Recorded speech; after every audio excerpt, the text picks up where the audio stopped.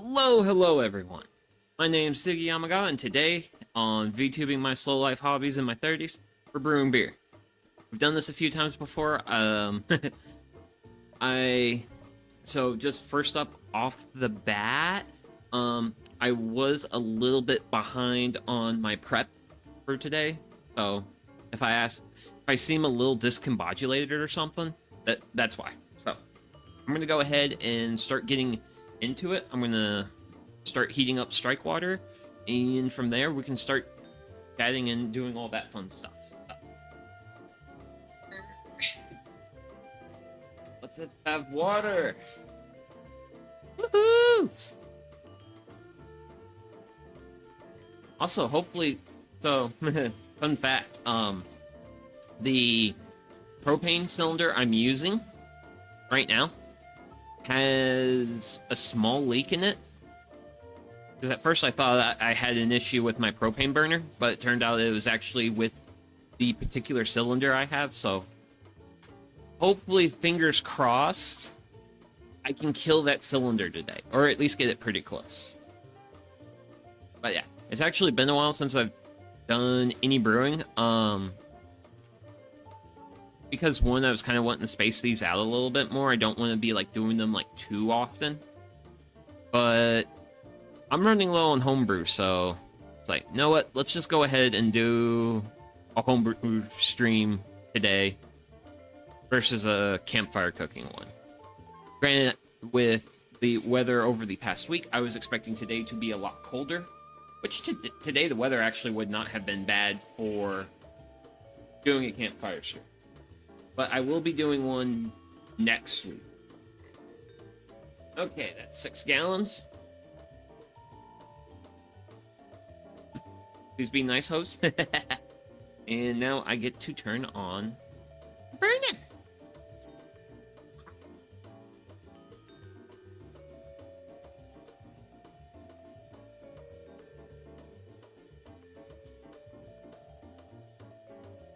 Woohoo! Okay. So, our strike water that's heating up. I am also, this is also not the only brewing I'm going to be doing today. Yeah.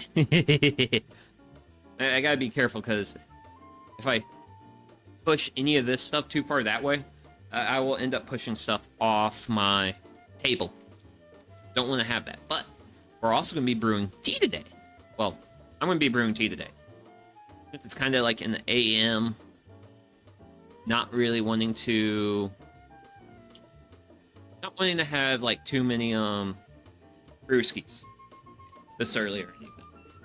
But I've also got like my electric water kettle that's going in the background, and it's doing its fun thing. So that water's heating up. This water's heating up. Not sure if I want to like introduce the recipe just yet. Granted, I do have a reasonable amount of work to do. I was actually wanting to start prepping like a solid 45 minutes before stream, and I only started prepping like 25 minutes, so.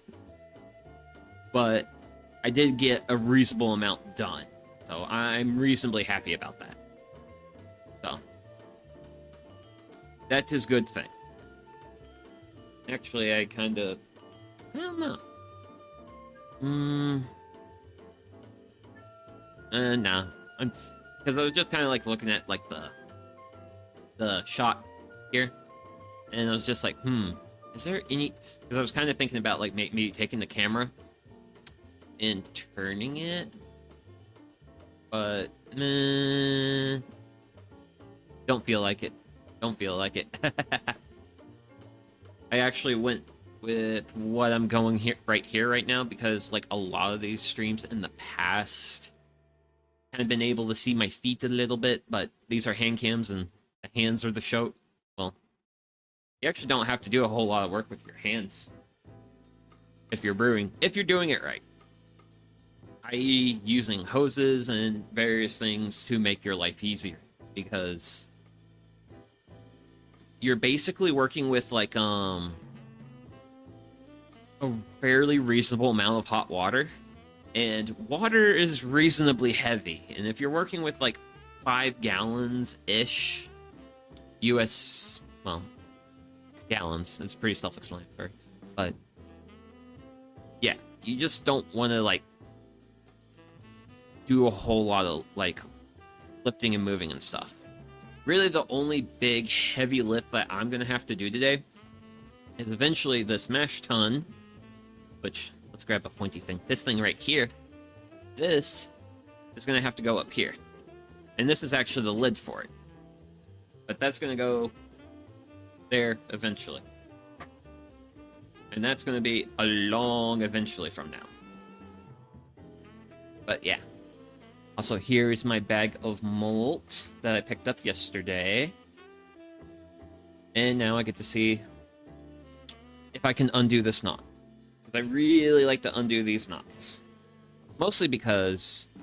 So this is a trash can liner.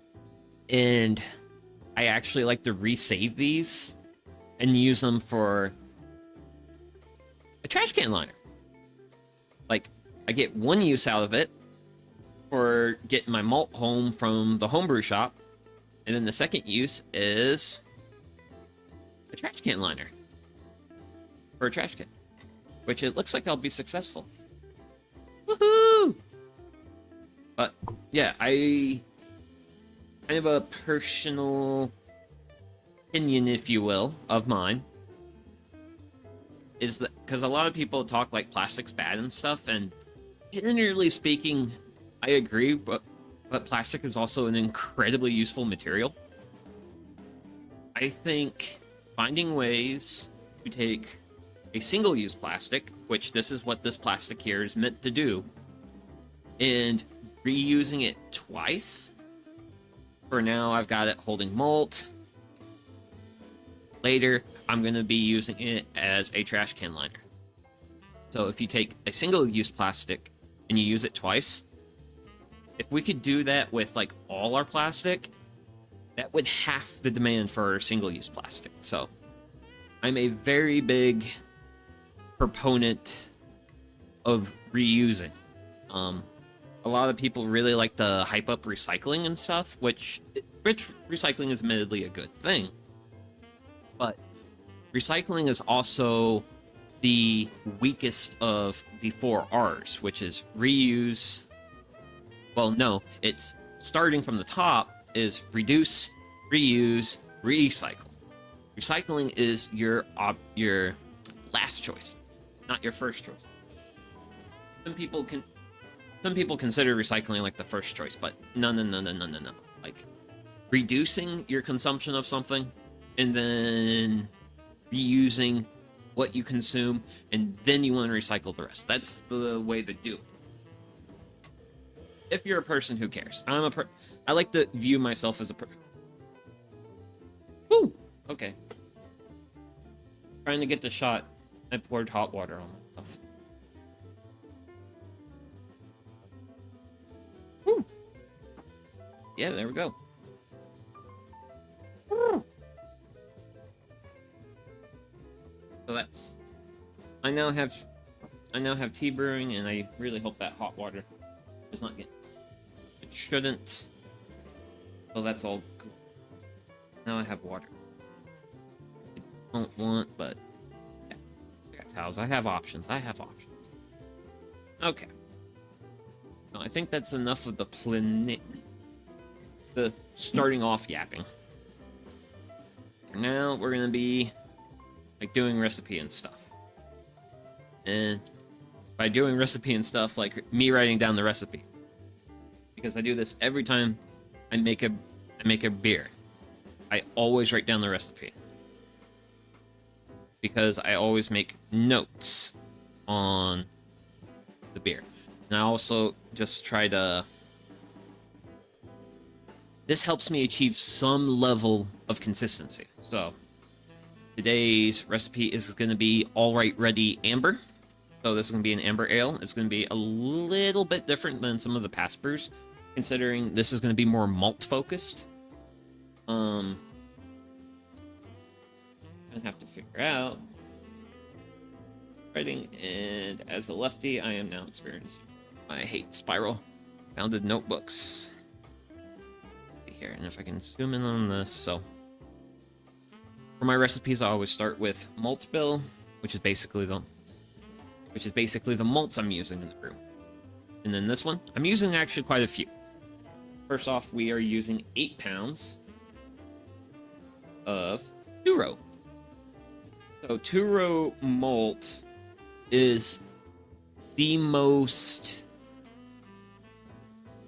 vanilla malt there is. It's kind of like the basic base malt. But our next addition is going to be aromatic. So this recipe is actually a little interesting because for a more malt focused brew, a lot of the things that we are going to be doing with like the malt, with our malts and stuff, we're actually adding we're starting with a large amount of 2-row malt, and then we're adding a whole bunch of what's called adjunct malt. And adjunct malts are basically they're malts you use in small proportions, because we're using a 1/2 pound aromatic to 8 pounds 2-row. And now we're going to be, our next malt is going to be dextrin. Dextrin malt is going to help with head retention. Head retention being the foam that forms on top of the beer, which is nice. And you don't want to have a beer that's too foamy. For some reason, my first Oktoberfest I brewed this year foamed a lot. And I don't know why. But our next addition is going to be flaked barley. This one is... So this is actually a flaked malt, where they take the malt and they roll it between 2 rollers. It looks like oatmeal, but it's kind of meant to provide more. So a lot of malt is meant to add sugar, whereas like a lot of your flaked malts, those are more adding protein and more complex sugars, with the aim of giving more body to the more body, a little bit more mouthfeel, stuff like that. So our next is actually going to be one of the malts that's going to really characterize our brew, and one that I actually work with a reasonable amount in other brews as well, and that's going to be Crystal. And this is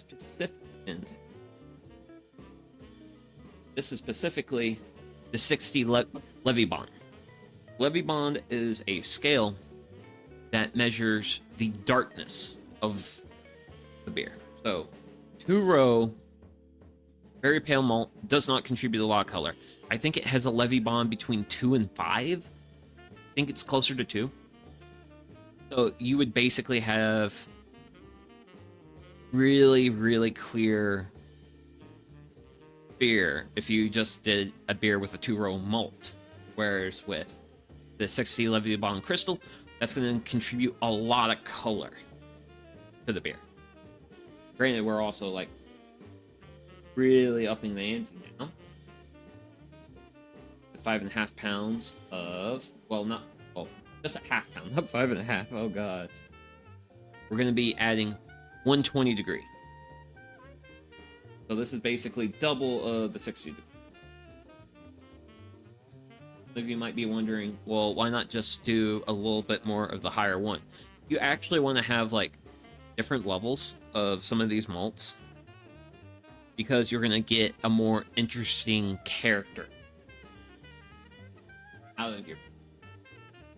And for this final one, normally I express a lot of my ingredients in decimal form because I prefer decimal. That's also how because when I weigh all these out at the homebrew store, that's usually how I weigh things out. But for this last one, we're using fractional forms and we're only using an eighth. Because if I were to convert this into like decimal form, it'll be 0.2. Well, no, it'll be 1/8 will be 0.125. And I just think it's a little awkward as a unit of measure. But you might be wondering, why are we just using a little bit of one particular malt? Because this malt is roasted barley. So roasted barley is going to give a little bit more of a smoky flavor. It's going to introduce a little bit more like complex characteristics. Whereas like the crystal malts, those are going to contribute a little bit more like caramel notes to the beer. Stuff like that. This is my tea ready. My tea still feels very warm. I'm going to take a sip. Woo! It'll be ready eventually. Okay. I want to check up on this bad boy. Because we are getting bubbles. Oh, we're over 100 degrees. So we're moving in the right direction. Oh. This is going to be the malt bill for today's brew. For the All Right Ready Amber. Sorry, a little hard to make things super zoom in, but hey. So we're using 8 pounds 2-row, 0.5 pound of aromatic, 0.5 pound of dextrin malt, 0.5 of flaked barley, half pound 60 degree crystal, and a half pound of 120 degree crystal, and then 1/8 roasted barley. And that's the malt bill for the brew. Next up is the hops. So I always click in my pen when I'm done. So we're gonna be going with 4 ounces of hops total, and we are gonna have the following stars. I'm honestly gonna these are all gonna be 1 ounce hop additions, which I love. I love it when my hop additions are very easy, straightforward, nothing really to worry about. So our first hop of the day is going to be Centennial hop. If I can spell Centennial.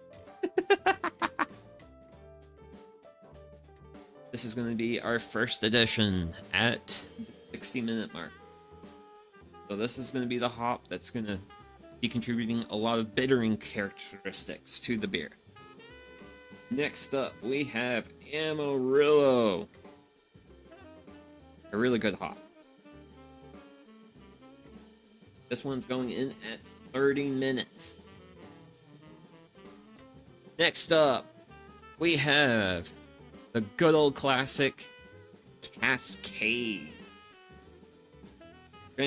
Aside from Amarillo, Centennial and Cascade are like the two main what's the word again? New World hops? Yeah, I think. New World hops. We're gonna add it at 2 minutes in. Basically right at the end of the boil. Reason being is we want to capture a lot more of those other flavor notes. We want more of we want a lot more of the floral notes. Actually, I have hops before. What sort of notes does Cascade have? Cascade, aroma, floral, yep. Grapefruit, grassy, herbal, pine, all good stuff. And it's funny, typical beer styles. IPA, amber ale, which is going to be today's, and pale ale. Overall, a really good, solid working hop. And then, our final addition, but this is a hop that's already been introduced, is Amarillo. The reason we're doing Amarillo is this is going to be what's called a dry hop addition. The reason it is a do I just literally write dry hop? Yep. You might be wondering, what is dry hop?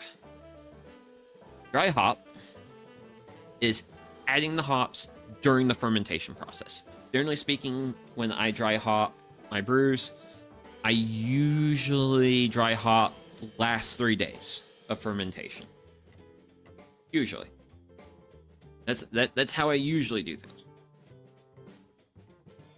Ooh. Granted, I'm also another reason I'm really looking forward to doing like this stream today is historically it gets very warm in here. Like up to 80 degrees. Very, very warm.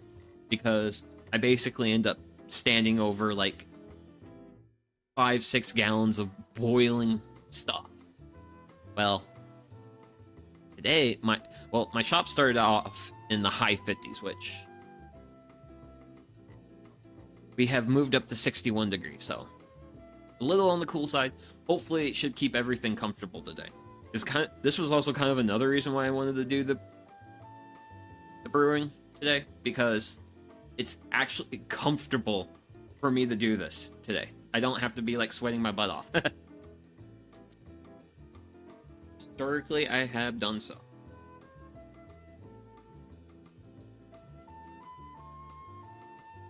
And also, if you see me like looking down here, so I do have my garage door open because I have open flames and all that stuff. Ventilation's important. But when I was actually getting ready for stream today, a bird actually flew in to the shop, but they just kind of flew in towards the entrance, popped down, looked at me, I looked at them, and then the bird was like, okay, I'm out of here. I was like, good. Because I only have my garage door open a little bit, and I don't want to have to chase a bird out right before stream. I have actually had to clean bird poop off the monitor that I'm currently using right now. Because, yeah, I have a lot of nature going on around my place, and a reasonably healthy bird population. Which is a good thing. Actually, some of you may have known, well, I did a bat box build earlier this week. I still have some finishing touches on that. I'm probably actually going to go to the hardware store today to get the things I need to finish that up. So, I've got that going on, and then, let's see here. And what's my other thoughts? Because I know I have, like, other thoughts. Oh yeah. So, I will eventually be doing not only a birdhouse build, but I'll probably be doing multiple builds, because birdhouses are, like, the most easy, beginner level friendly DIY project. Very easy stuff to do. And hey, I would like to expand the bird habitat because birds also eat insects, and I do want to put a little bit more predator pressure on the insects I have. Not that I have a whole problem. I had a problem once, but thankfully that problem resolved itself with time. So, we're getting... Our strike water here is getting really, really warm. Getting really close to what we want in terms of a temperature. So, I'm gonna pull my hop. Well, not my hops, but here's my malt. And you might be able to tell that I got some darker stuff in here. If you see, like, really, really... Like, you can kind of see some stuff that's, like, really, really dark. Those are actually, that's actually the roasted barley in the grains. Because that malt's, like, black. Whereas, like, a lot of malt... Hey.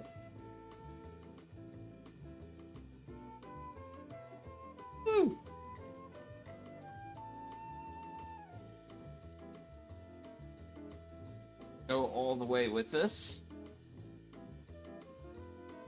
Man, I almost... Let's see here. I want to get that. Work with... Ooh, yeah, that's not bad. That's not bad. I like that.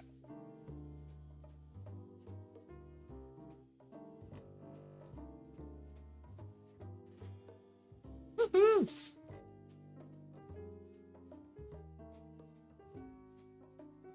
Problem with these bags in particular is that the handles, like these handles they come with, they really like to catch the mold. I'm pouring it out, and it can be a little challenging to get everything out, and I really do want to get everything out.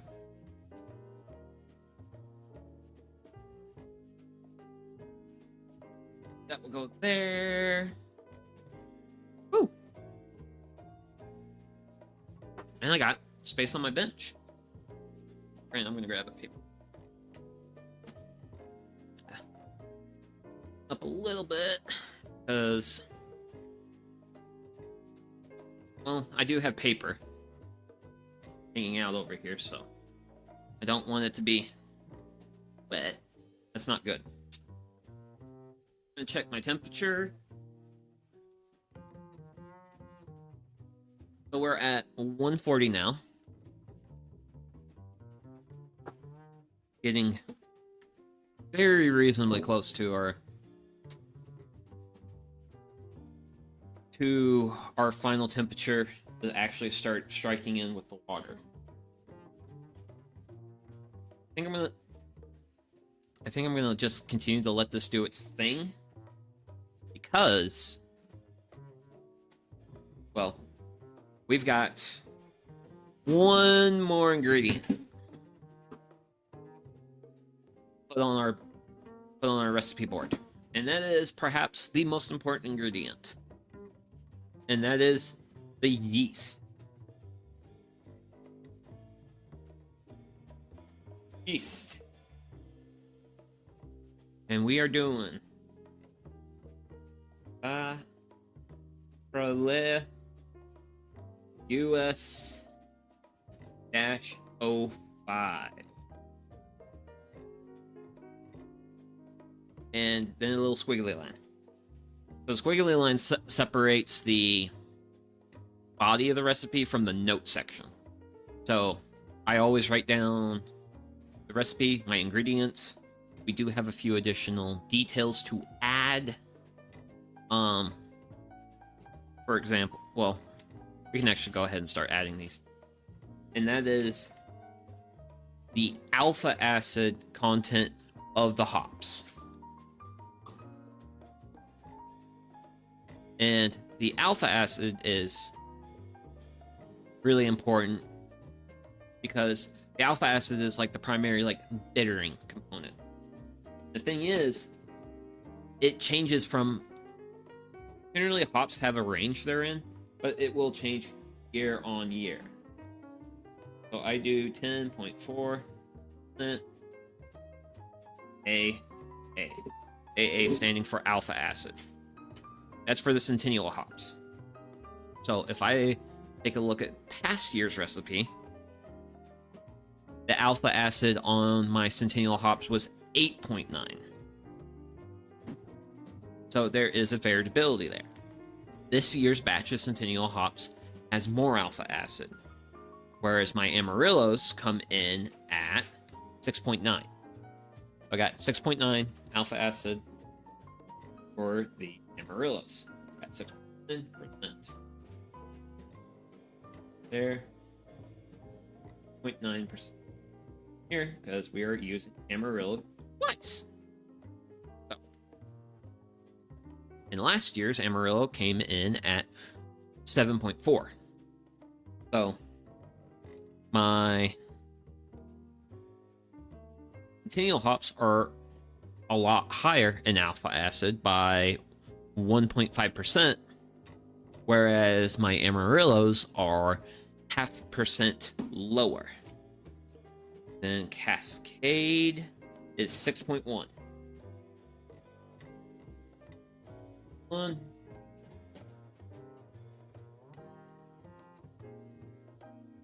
Then, oh wow, last year's Cascade was 6.3, so not a great change with the Cascade hops. A lot more consistent. So that's pretty much the finishing touches with the recipe. Where do I want to put this thing?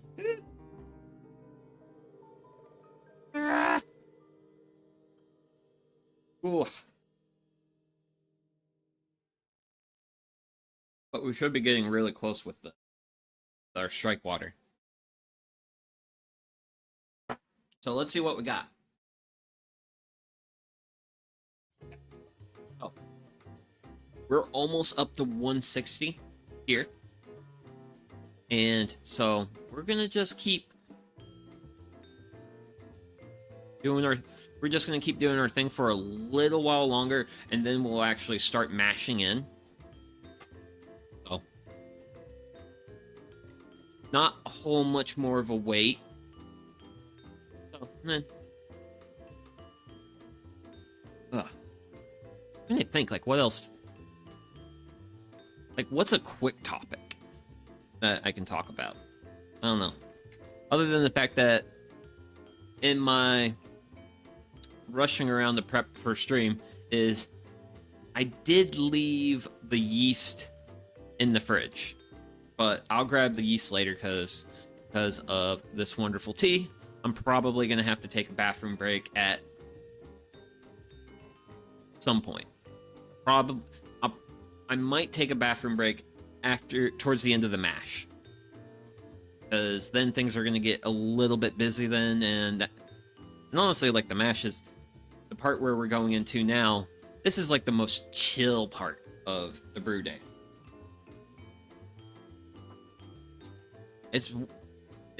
Like, if I wasn't streaming this, the mashing of the brew is the part where I go make food.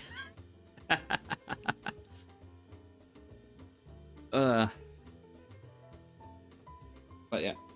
So, I'm pretty sure we are at 160 degrees here. Now, this thermometer checks water at roughly the 3-gallon mark down in here. However, though, I'm applying heat down here, and I'm taking water out from down here. Generally speaking, I feel like my temperature always runs a little bit high. So 160 to 165 is generally when I want to start, like, mashing out my strike water. So I'm going to go ahead and do that now. So, process is this. And then what I'm going to be doing with this little stir stick I have here is I'm going to be breaking up that water stream a little bit. Mostly because I want to thin out the heat of the water, because you really don't want to put a whole lot of hot water at one part of the grains. You really want to be, like, gently and gradually stepping up temperature. So, and we're gonna pull water out of here until I get a gallon out, and then I do gallon additions for the first 3, and then I do half-gallon additions of water past that, stirring in between every time. So.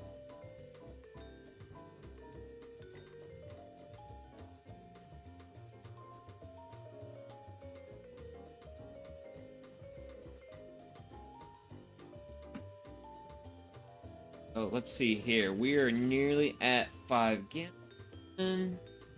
Yep, there we go. 5-gallon mark there. So, first gallon in. The mash is going to be really crumbly right now. It's not going to be super... What's my word for it? It's not going to be very soupy. It's eventually going to become very soupy. It's going to have a consistency of, like, a really thick soup. But right now, we've only added 1 gallon to our roughly 11 pounds of grain. A little bit less than 11 pounds of grain. Granted, I did actually pay for 11 pounds of grain simply because grain sold by the pound. And I know a lot of people have been like complaining about inflation and stuff, but the fact that my malt prices have not changed since I've started brewing in 2017, I am deeply thankful to my homebrew store for. So, sure, I will go ahead and pay for like an extra quarter pound of grain just to be like, hey, I appreciate you. And also, please stay in business because I don't know what I would do without you. Because I am very fortunate to live in a location where I have reasonable access to a really good, high quality homebrew store. But yeah, so our water is now covered the grains, and now we are kind of dealing with a soup, not so much like a really like ready textual mess. So it's at this point where you really want to be stirring really well. Your main focus with your stirring at this point is you can end up with what's called dough balls, where a lot of the grain will clump together and it doesn't like get wet. Think of if you open it, if you've been eating chips for if you've been eating a fair amount of chips, especially like Doritos or something, you may have noticed you've gotten like a spice ball, which is like a little ball of like all the spices, but it's all just like clumped up in the ball, and it doesn't like break out and evenly like distribute across the chips. Yeah, you want to prevent any like small like dough balls or anything like that. So we're giving this a good stir, and the heat here is actually starting to really go up because I'm getting close to 180 now. So I'm gonna go ahead and turn my propane, just so that way I'm not overheating water. And now comes the thermometer, because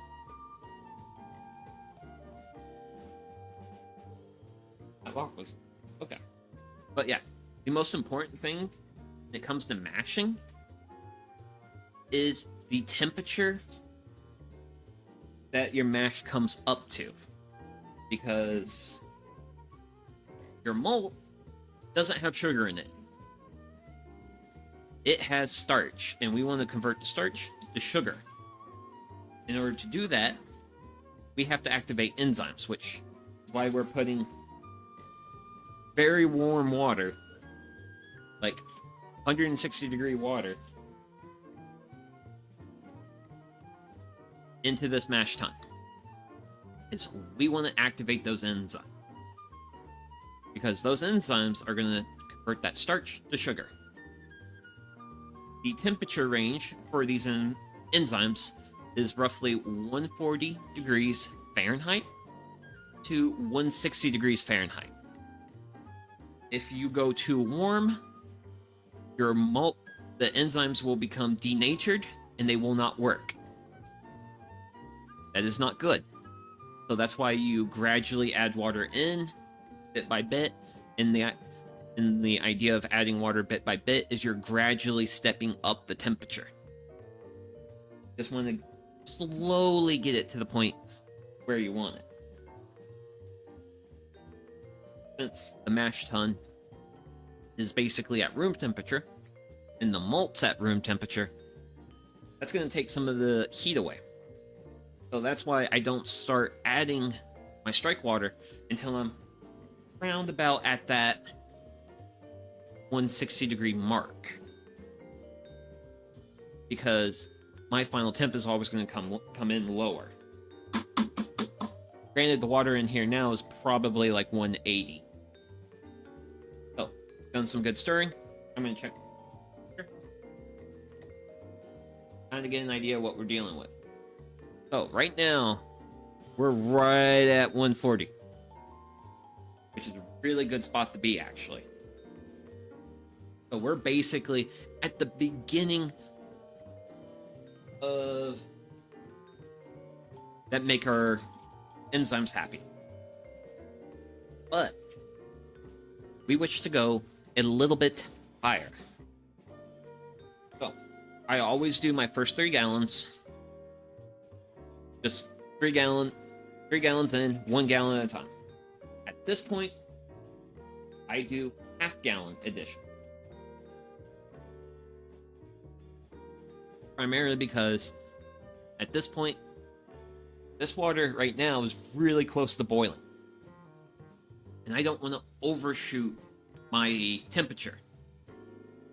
I don't want to make this mash tun too warm. Bad. I just want to get it just right. Which for this amber could be around 150 degrees Fahrenheit. Also, another thing with a lot of the stirring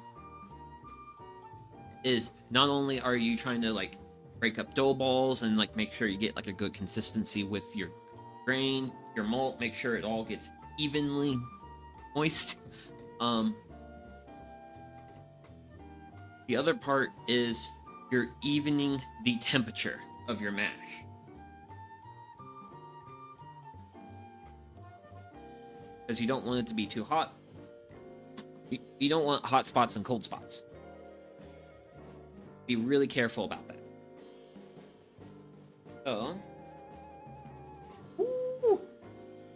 So we are just a hair bit over our 150 mark. That's really good. So I'm gonna let this set for a little bit of a moment. Definitely not gonna be thinking about adding water. And I'm gonna be flipping through my notes. And I did not write down my mash temp after the last... Oh gosh, when was the last time I brewed this? Well, I brewed it last year, but I don't think I brewed... I didn't brew it in 22, though.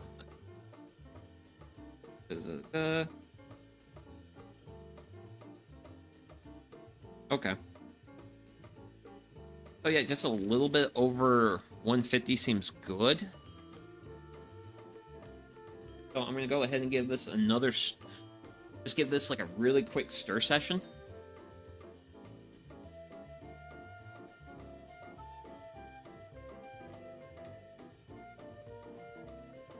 Just to make sure I'm getting a nice even temperature. I really want to trust the number I have right now.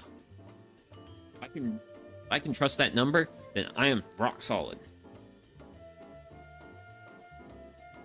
Which, if I end up being rock solid on this, this is going to be the best mashing in I have done live on this channel. So, if I'm able to hit that, oh hell yeah. Okay, check it out. Okay, so we've come in a little bit colder. We're a little bit under our 150. So, I'm going to go ahead and just add a little bit of water. Always gradually add, don't add too much, because then you might overshoot. So, I'm going to be looking at my thing. That's enough of a splashing. So with my water splashed in, go ahead and give it a stir. And also, as you can see, that the water has become very like murky, very dark colored. Good sign, good sign. Because if this was a pale ale, you would want it to be a slightly pale color. Because keep in mind, we've got nearly 4 gallons of water in here. We're a little bit shy of that, but that's fine. This stir. And I'm gonna let it sit for a moment. Primary reason is I kind of just want to let things even out, and hopefully I should have a good temperature. for the mash tun. Hopefully. That's the game plan. Granted, since we're really, really close on our temperature right now, I am going to be including the time that we're dialing in this temperature as part of the mashing process, because the mashing process has to take, generally speaking, an hour. It's truly the part where you then proceed to just go make food. Yeah. The water in here is really close to boiling level. That's almost about there. So I am at 150 even. I am going to add a little bit of more water.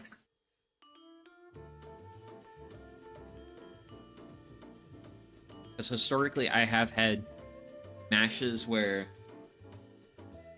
I'll be like gradually adding temperature, well, gradually building up my temperature, and then all of a sudden I find out that, oh, hey, I may have overshot my mark a little bit.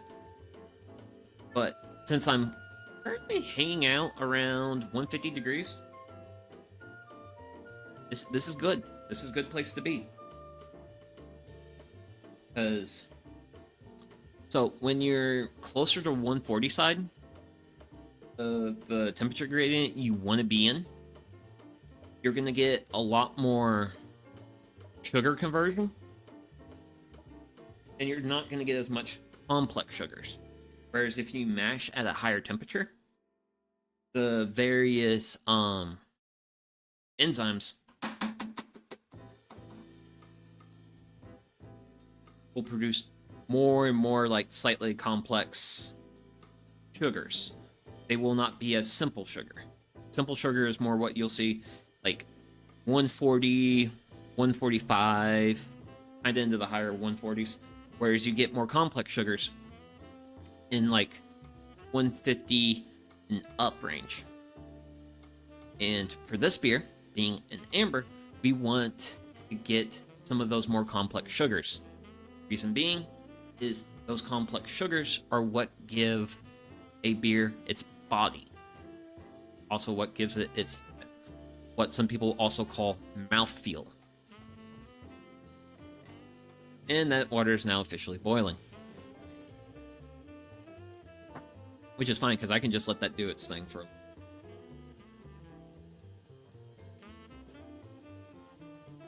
So we have really come up in temperature.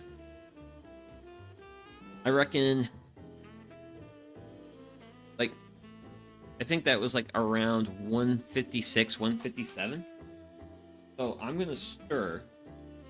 We are very, very close. No more water's getting added. We're done with that. So I'm just going to stir.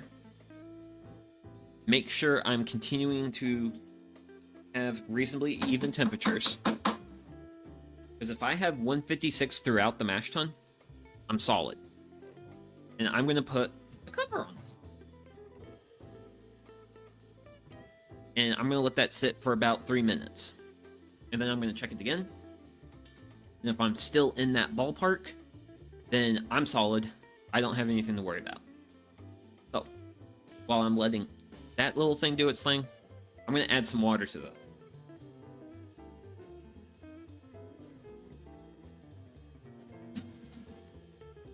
Woohoo!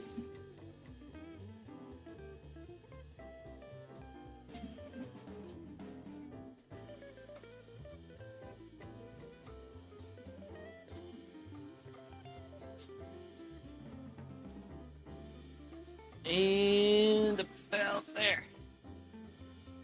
Go.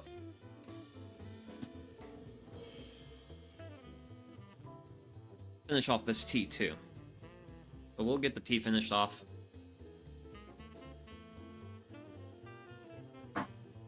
That batch of tea is done. I can prep the next one. Next one I'll be going with green. Actually, let's get a green shot.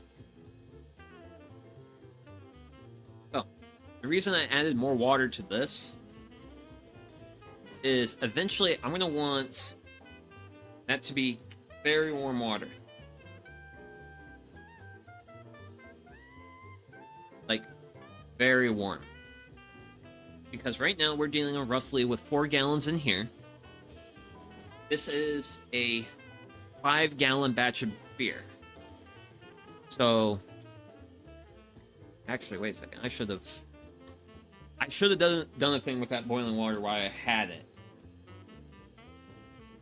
But I'm gonna let this get up to boiling, and then I'm gonna do a thing. The joys of monitoring like 10 things at once. Well, not really 10 things. Maybe keeping track of 10 factors, but not not actual 10 things.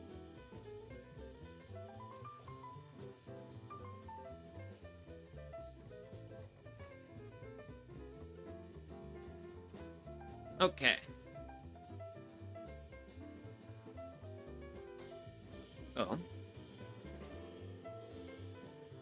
Not burn myself making tea. Actually, wait a second.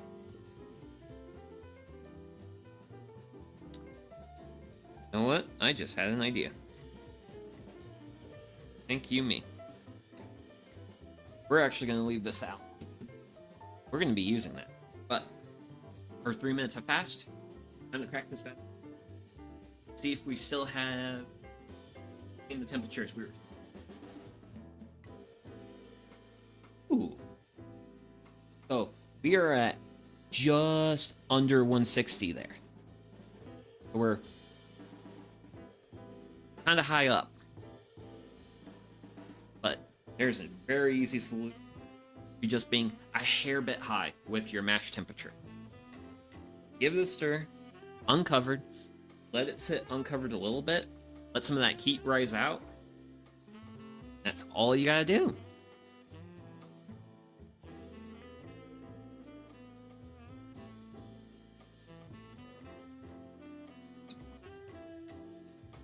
It's almost like laughably easy, like some of the things you can do.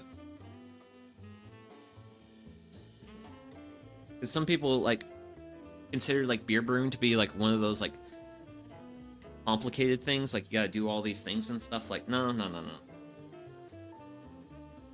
Beer brewing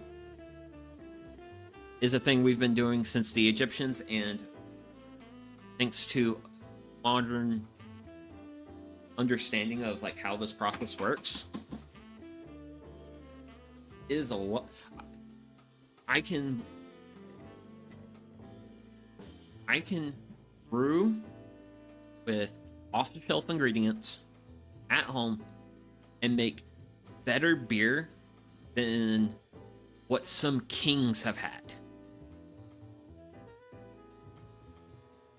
Granted, whenever I want to kind of like take a little bit of time to appreciate like modern life, I always think about wars have been fought over the contents of my spice cupboard.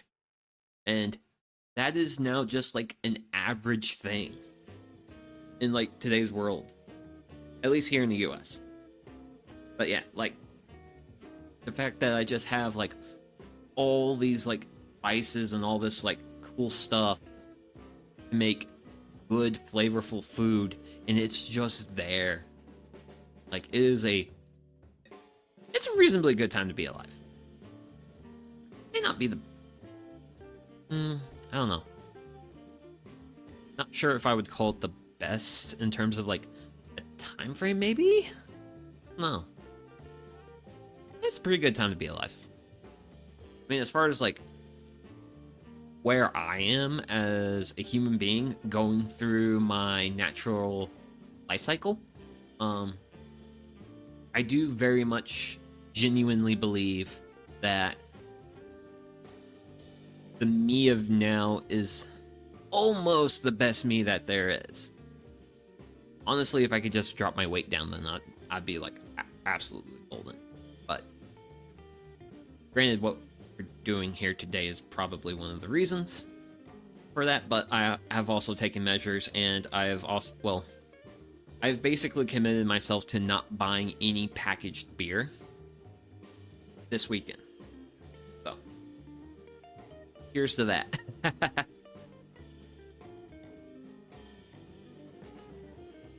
Oh, I'm gonna go ahead and turn my kettle off.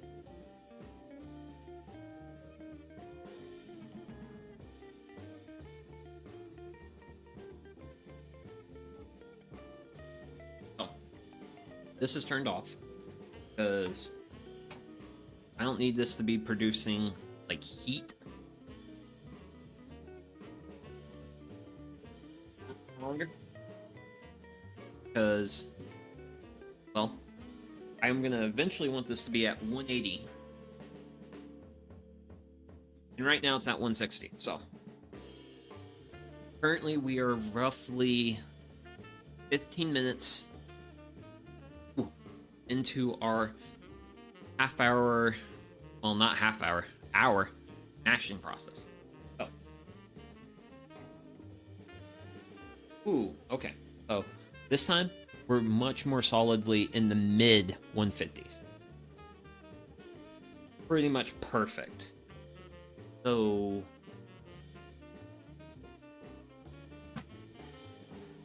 cover that bad boy up, call it good.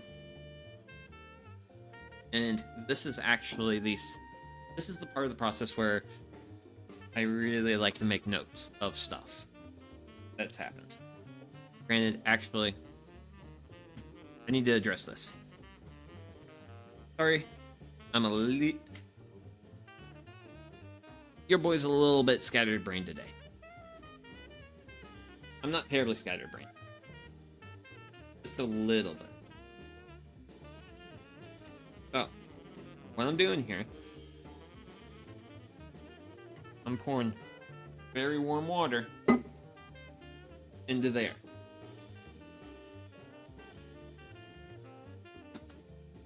Have some oil.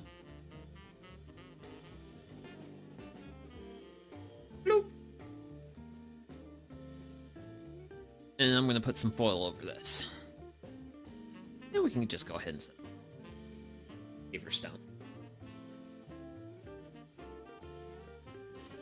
But yeah, purpose of this. So, this is basically boiling, well, was boiling hot water. So, it's sterilized. The yeast I work with, the one I've written down on here, and I did drop a few drops of water on that, but oh well. That yeast is a dry yeast. Might be wondering, okay, what's a dry yeast? Dry yeast is literally a dry yeast. Basically, the yeast is put to sleep, and it's put in the packet, it's dried out, it keeps for a very long time. It's very long lasting, stores really well. Problem is, because the yeast are asleep, and we want them to do work, we need to put them through a bit of a waking up process.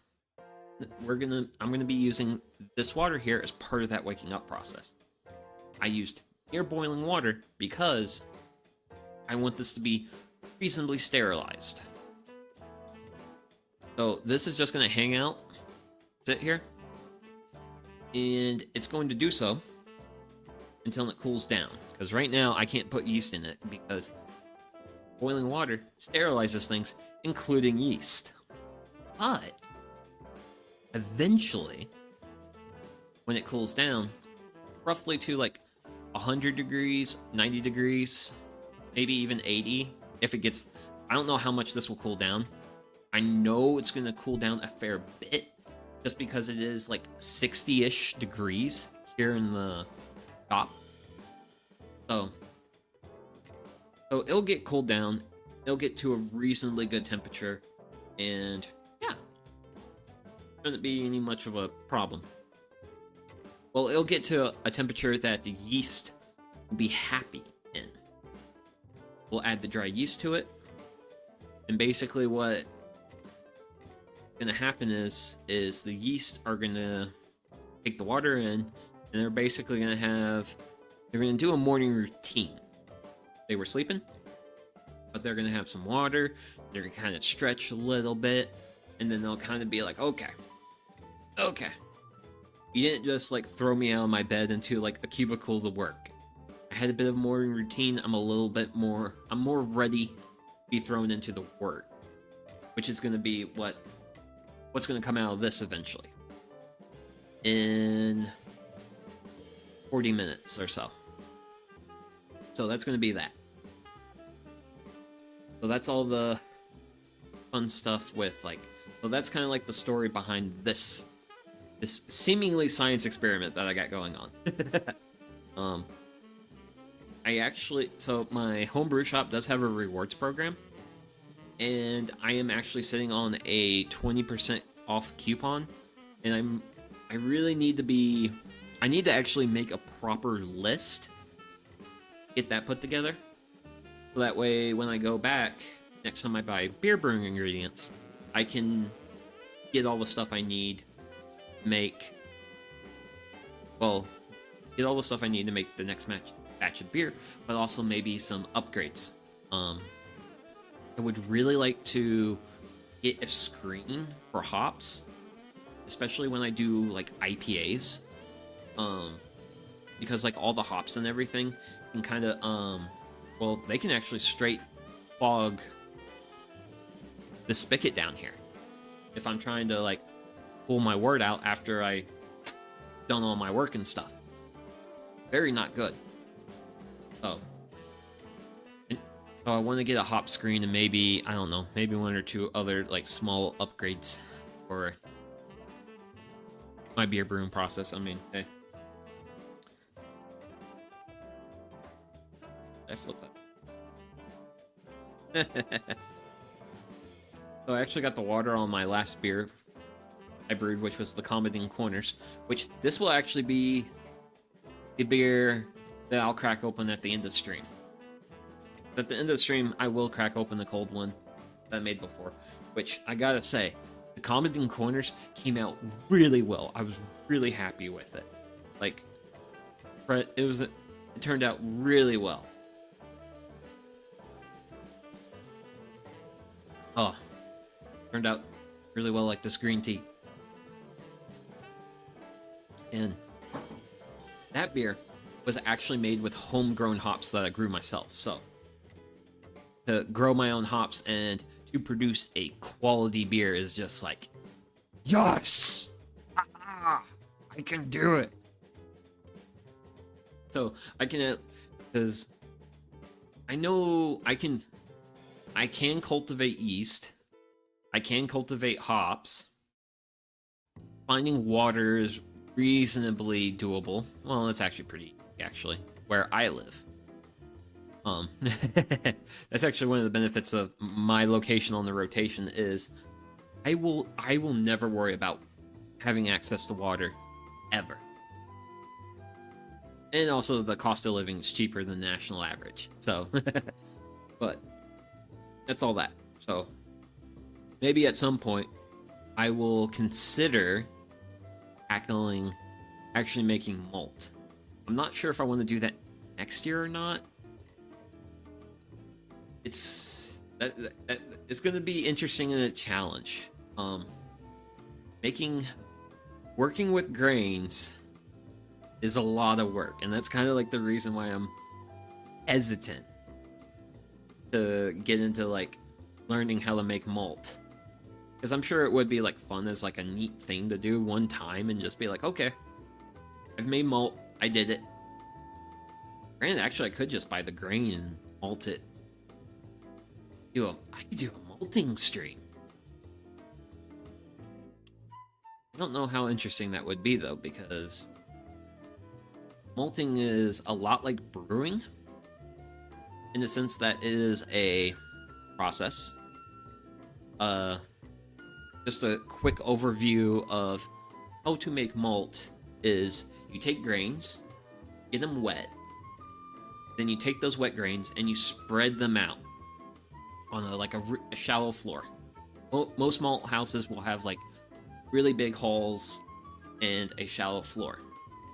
And what they do is they spread all these wet grains out, break them, all that good stuff, and then they let them sit.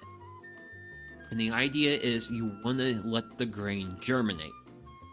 And then generally speaking, there is some variability here. when the grain germinates, when the root gets about the length of the grain, you want to heat it up. Take the malt, gather it up, heat it up, and you want to dry it out. You basically freeze the malt with drying at that point, and that point specifically. Because if you let the malt germinate too much, you have more plant than seed. What malting is we're taking our seed and we're pushing it a little bit closer to being an actual plant. The reason for the process is that's what actually, malting's what kicks off the process that produces the enzymes that convert the starch to sugar. Because when the plant germinates, that's like, okay, I have this big cache of energy and I'm ready to unleash it and grow. And malting's like, okay, you want to get the plant up to that mindset, activate those enzymes, and then be like, stop. Because otherwise you end up with a barley field rather than malt for beer. But yeah. And then you just dry it out, and that's that. So it's kind of like you gotta like just do things and then just like wait. Which is coincidentally what we're doing here today. However, though, we are only waiting an hour for this to do its thing, and then we're gonna have our beer spend an hour in our brew kettle. These are things that are reasonable within a within like the duration of a stream. Whereas malting, honestly, malting might be something I do as a video, which I really do want to get into, like shooting and making like more edited content here on the channel. I'm just not gonna lie, video editing scares me. And I also do want to upgrade this camera I have. It's fine. It works for what I'm currently doing. It gets the job done. But I would kind of like for my shots to be cleaner, and also not every time I introduce a bunch of white on screen, I get weird shadows. Granted, the shadows are actually caused by my shop lighting because they're LEDs and they actually flicker just a little bit. But I do like my lighting, at least from an ability to see standpoint, because before my shop had just a single light bulb and a tube light at the far end. I now have six LED bars, which you kind of sometimes see in like the reflections of things around here. Because there's like one that runs here and back there, and then there's like one over. But yeah, a lot more light in my shop right now. I even have, well, I used to have one like under my shelf here. There's like a shelf here, and I added that in, but that actually just put too much light out on the like workbench.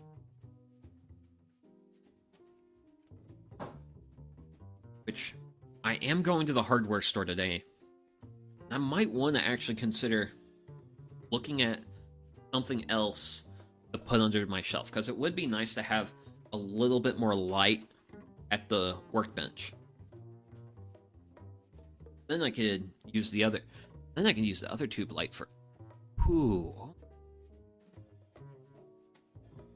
that's an idea. Okay. I just like love it when I'm like absent-mindedly rambling about like, now there's an idea. And I also do at this point, well, I do want to consider like other things in like the process of brewing, but I'm also, well, like other things that I can do now that will help me be ready for the next thing. So next thing is deboiling the wort. Granted, there's not really a lot that I need to do get ready for that. Other than probably within our last 15 minutes of mashing, I'm going to go ahead and start the burner back up just to start raising the temperature. The temperature of the water in here is still 160, and I just need to get it up to 180, so I don't think that's going to take very long. So, not a lot to worry about there. But yeah, this is the mashing part. This is like the part where if you're doing this with the boys and you're just like hanging out and stuff, like this is definitely the point where you just like hang out, chit chat, whatever. Crack open cold ones if it's that time. It's still AM where I'm at. So for now, my beverage of choice will remain to be tea. Oh. But yeah, I actually have some, well, I have some shenanigans in my life to settle. But once I settle those shenanigans, I'm going to look at my finances, draw up a budget, and then that will be the budget for camera replacement. I've already been looking at a couple of options available to me, so I just kind of in a holding pattern on that. But the camera upgrade's probably going to be my Christmas/birthday present to myself this year, so I'll be willing to spend a little bit of money on it, but not too much. But yeah, definitely want to like make more edited stuff because I think that would be, I think that's like a better market, if you will, for the things I do. Granted, I mean, I like doing these streams though. I do like the how do I put this, like the ridiculousness of just being a guy in a garage just VTubing his slow life hobbies because hey, why not? Well, my fundamental reasons for doing this is just also to like improve myself as a person. Like, I mean, I've been brewing beer for a while. I can reasonably say I'm good at brewing beer, but I'm not the best yapper, not the best talker. I'm not the best at socializing. So this is also a thing that I'm doing to just help me break out my own mold. But yeah.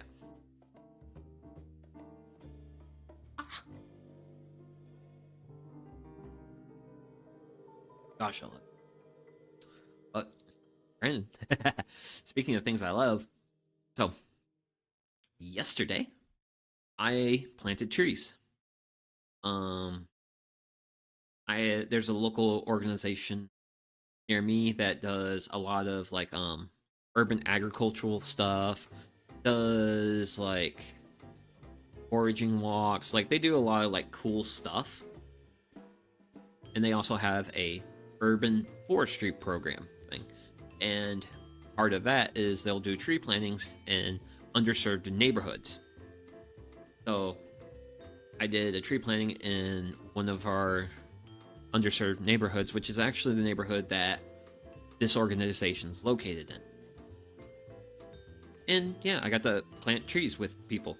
When I first got there and got like my assigned zone, because I'm like one of the lead volunteers. Like I'm like one of the people who like leads groups and walks people through how to plant trees, and if like volunteers have questions, I can answer those, different stuff like that. Because volunteers kind of show up and like really all we expect of the the general volunteers is we just expect them to bring enthusiasm. A lot of them do. I actually really like a lot of the energy some of these people bring. And my position is I'm a volunteer with like 3 hours of training. So I have a much clearer idea of the work that needs to be done and how the work should be done. And then it's like my role to like communicate that, show that, demonstrate that to the other volunteers. What was one of the cool things of yesterday was we actually got to plant. Well, I mean, I got to plant trees, and I can say trees in plural form in the backyard of a lady who was really cool. But the coolest thing was we actually planted trees in her yard 3 years ago. And now we were back, like, this year to do 3 more. And to actually see, like, the trees 3 years later was really cool, because we had, like, one of the trees we planted was a river birch, and that tree was probably, like, a good 20 feet tall.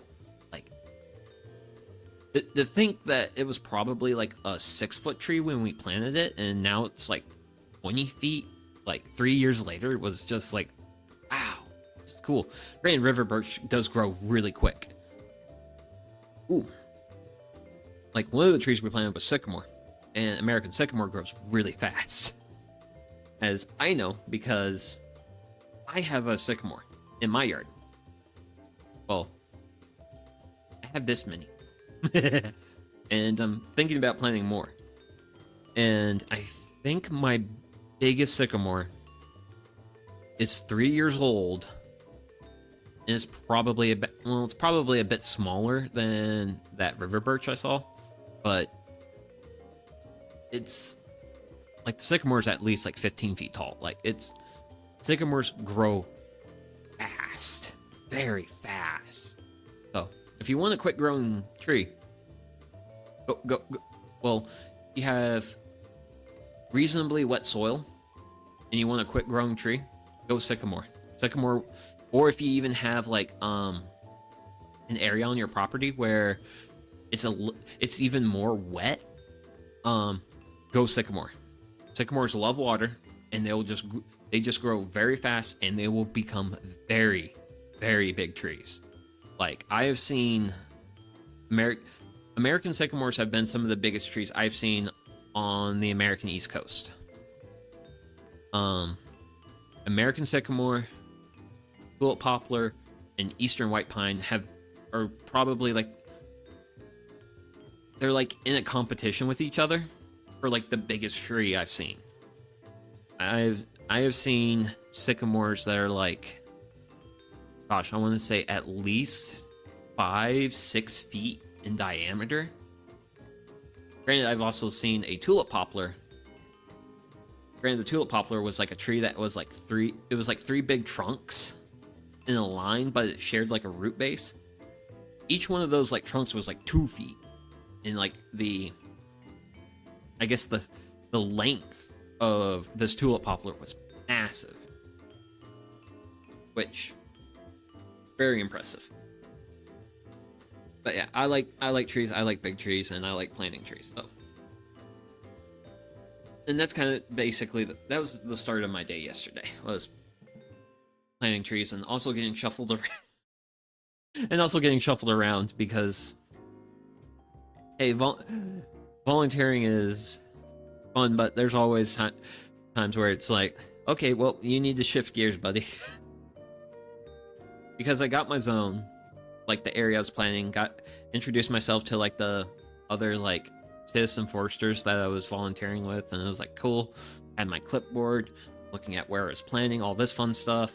And then as we were like gathering our volunteers, like the coordinator for the event's like, hey, Sugi, we need to move you to this other group, because your group currently has like 3 trained guys, and this group only has 1 trained guy, because the other 2 trained people for that group haven't shown up yet. So I had to leave that group and then go to this other group and help lead that one, which the other lead guy, he was a guy who went through the training, but he hadn't had like any actual experience like leading volunteers and stuff. So I had to work with him, which was fine. It wasn't a big deal. Granted, I went from a zone where we were going to plant 8 trees to a zone that was going to have to plant 10. So it was like, okay, I got a little bit more of a workload, and I'm dealing with a slight, because the other two guys I was working with in the other group, they were very experienced members, citizen foresters, whereas I was now working with a more inexperienced guy, which he was fine. He was a good guy, but it was just I had more work on my plate, which at the end of the day it's fine. It's just it was how do I put this? Like I was just like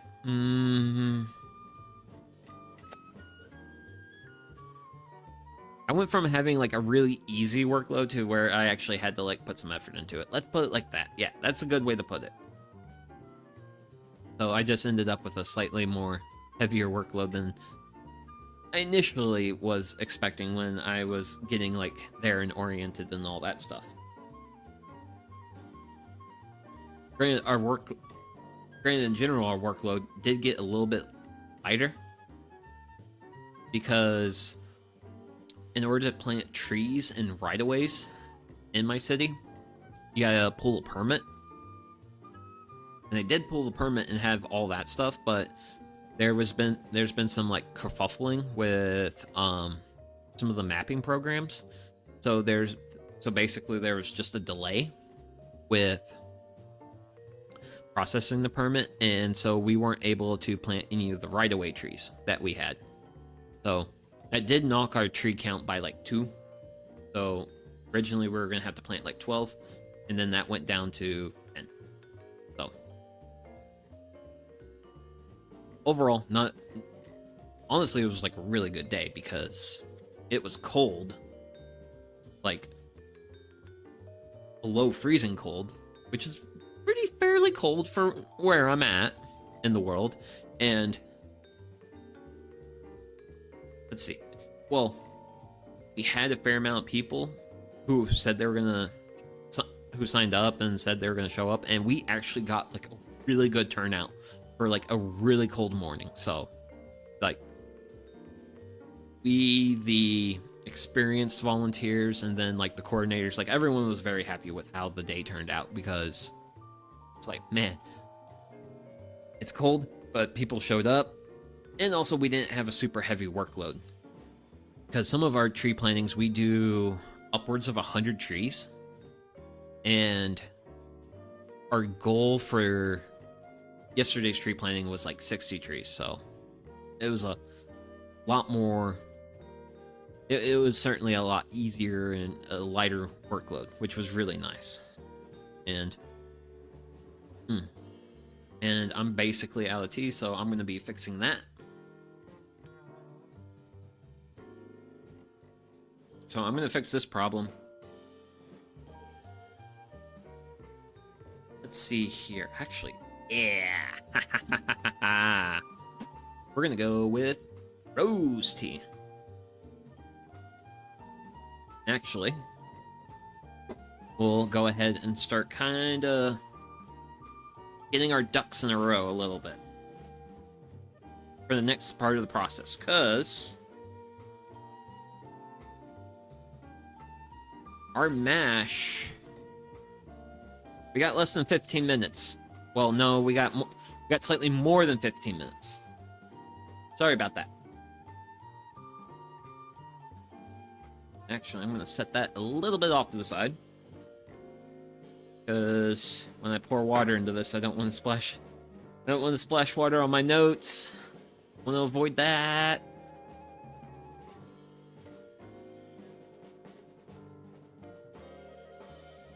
Okay. Oh yeah, tea.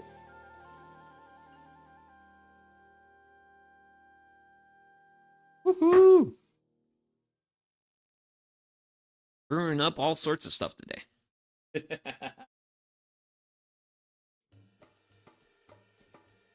Okay. So, I'm going to go ahead and get the kettle fired up. I'm probably going to run it on a low setting, just to slowly rise up the temperature. So, I'm going to do that.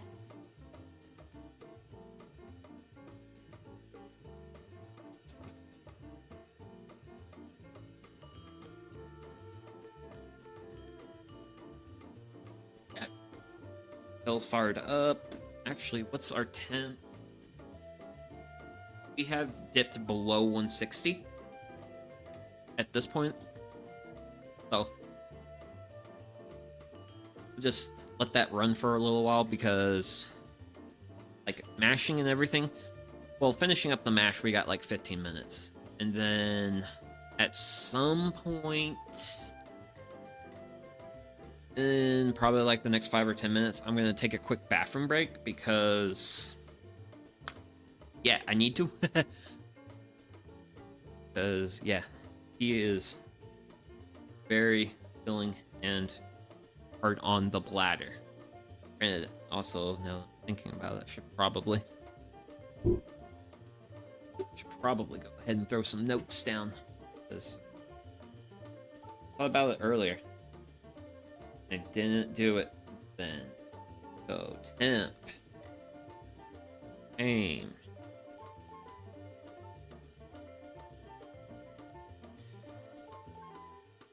I think we were saying 5F3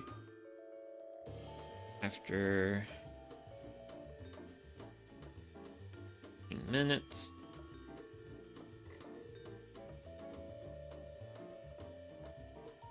With, say, 3.75 gallon of water at, say, 165 degree Fahrenheit. Because the temperature was like 160 when we first started pulling the water out.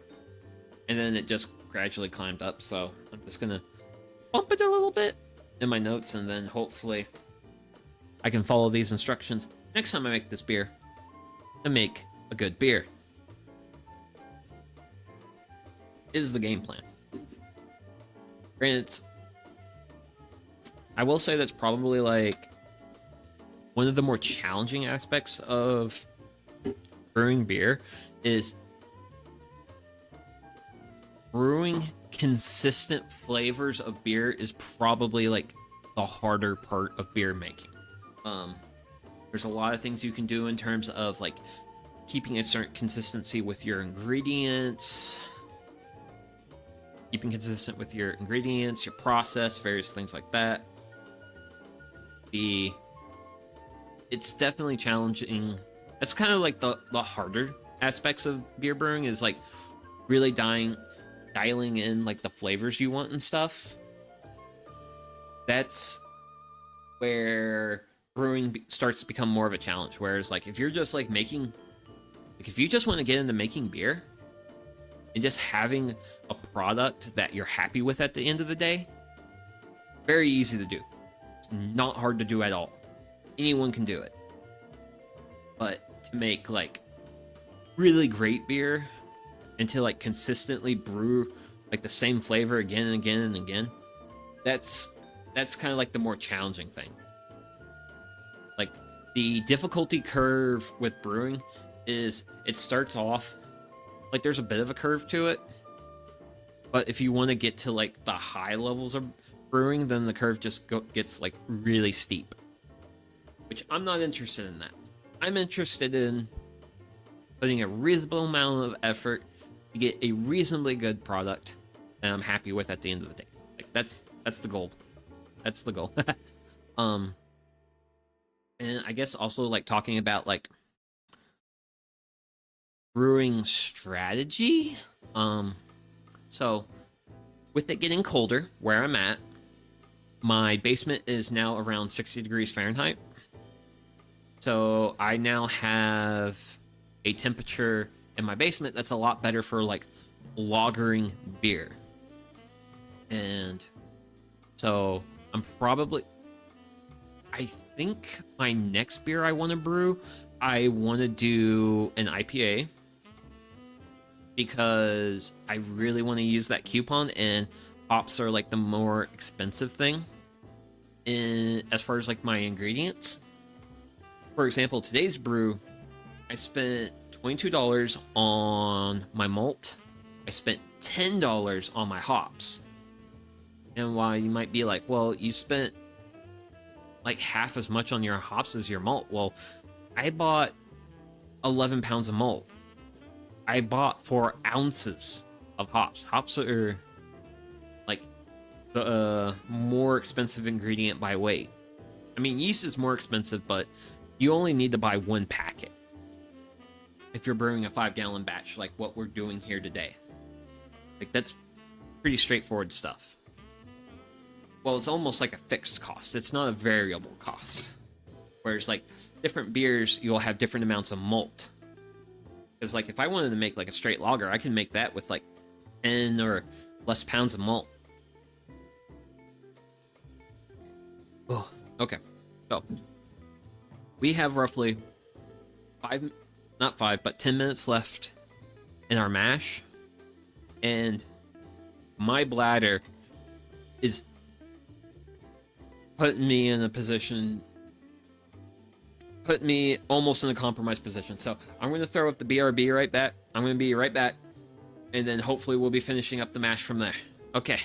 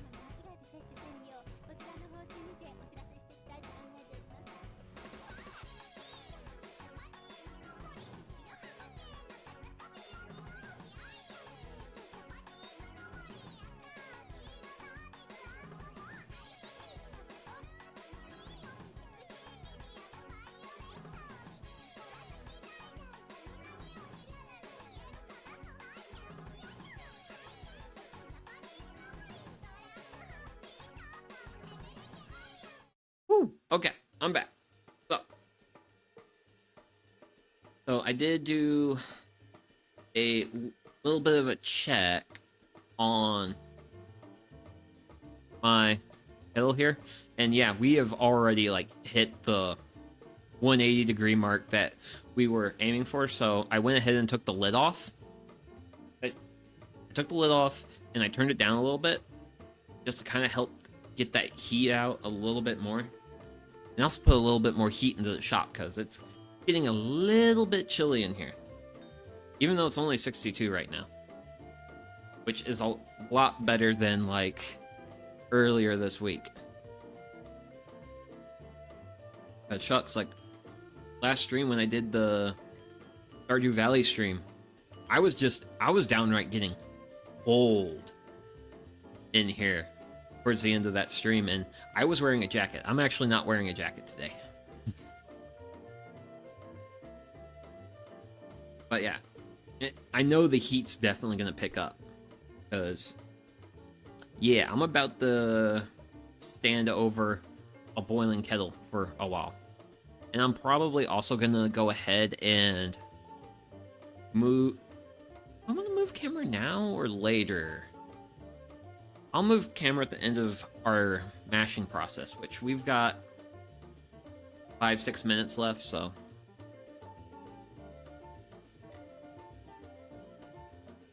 Grand. So, after the tree planting event, they had soup for us after the event as like a thank you thing for the volunteers. And I had soup. I had the vegetarian soup with some bread. Finished that up. And I was like, okay, well, I'm in this part of town. And there's a really cool brewery in this part of town that I don't go to often because I don't always go to this part of town. So I went to that part of town and visited, well, I went to the brewery that's in the part of town I was already in. I have a lot of work to do with my words. Okay.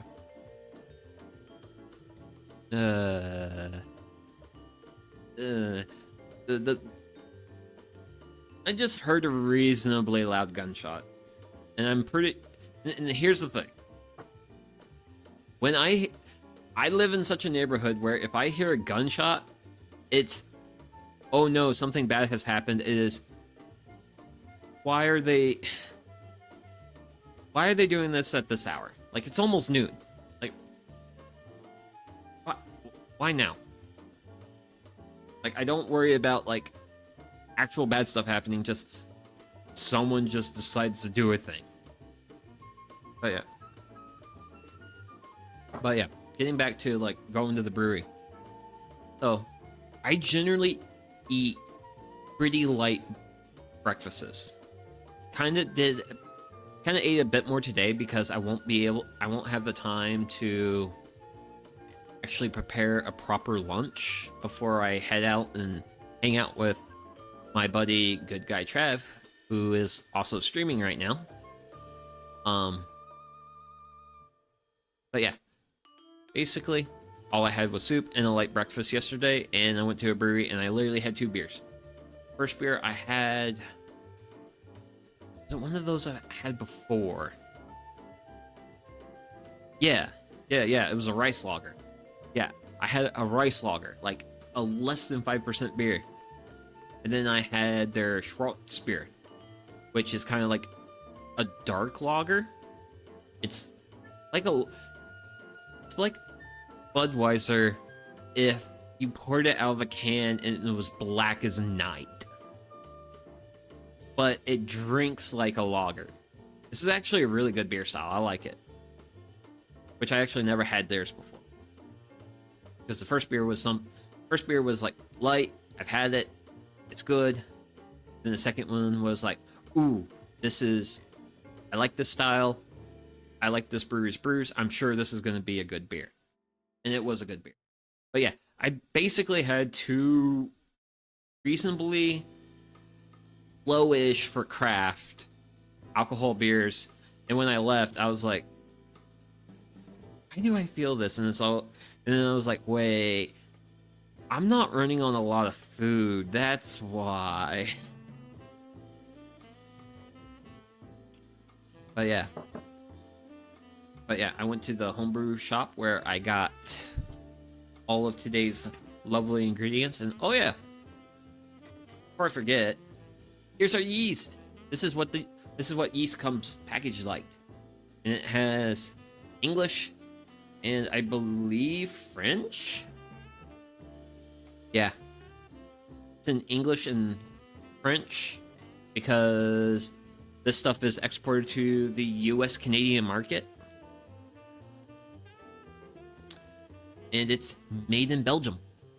I mean, Belgium knows how to do their yeast. Like, Belgian ale yeasts are real nice, which... I'm trying to think... No, I don't think I've done a lot of work with Belgian ale yeast. I've done work with English ale yeast.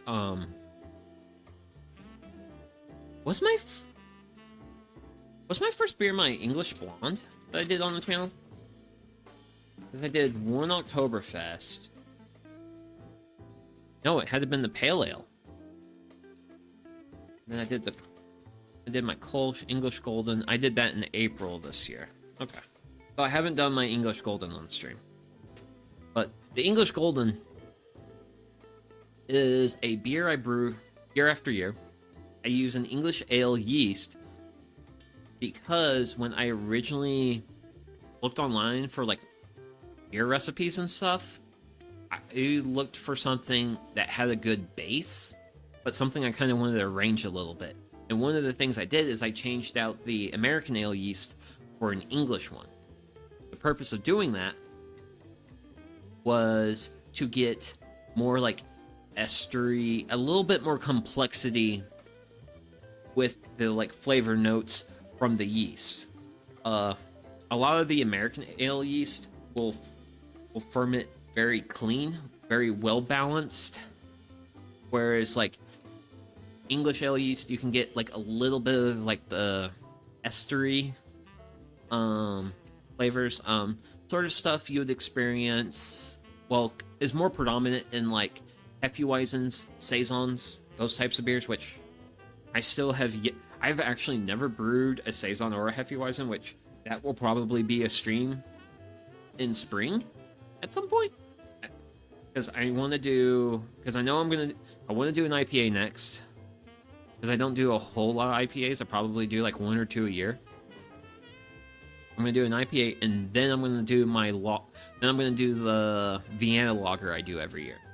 And I'm going to brew that. I don't know if I'll stream those, but it just depends on like other stuff I have going on in the background. We're primarily doing what we're doing here today because I mentioned earlier, it's been a little chilly and cold, and I kind of want to do something that's a little bit warmer, which with all the heat from all this warm liquid, definitely don't have to worry about being cold right now. But we have done our 1 hour.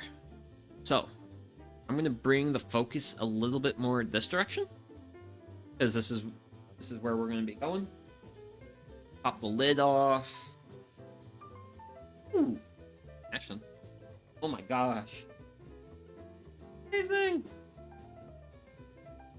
This is one of the fun things about brewing your own beer, is like the smell of the thing is absolutely lovely. And then I splash my thermometer in here to kind of clean it.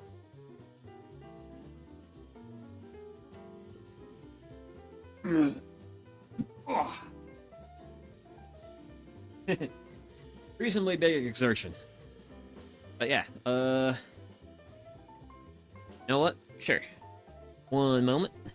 I haven't done this I have actually never done this, but I've never shown you guys inside the mash tun till today.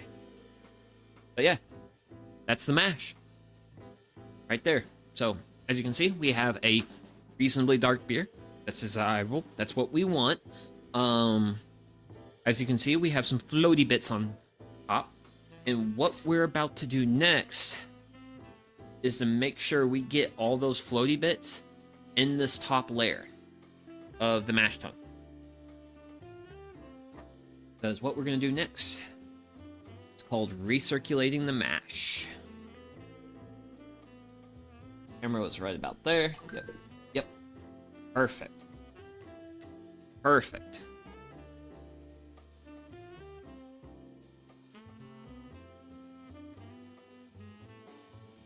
Oh, okay. Okay.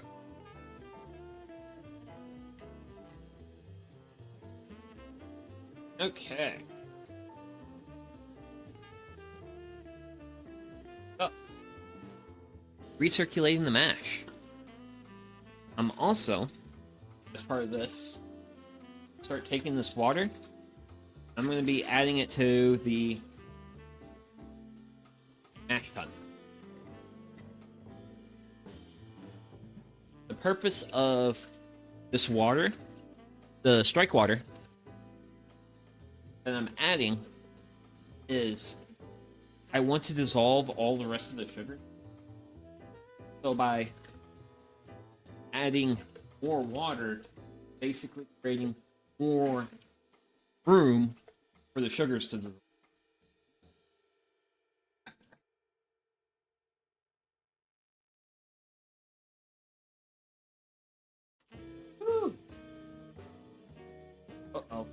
Uh-oh. Woohoo! Okay.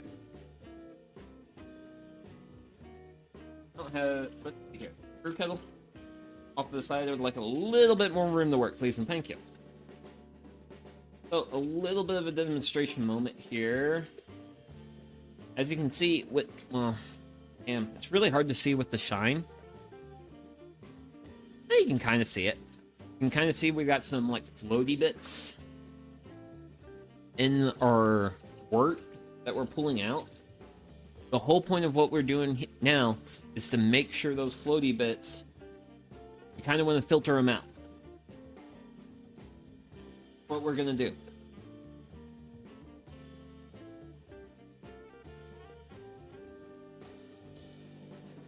I'm also going to continue to add water.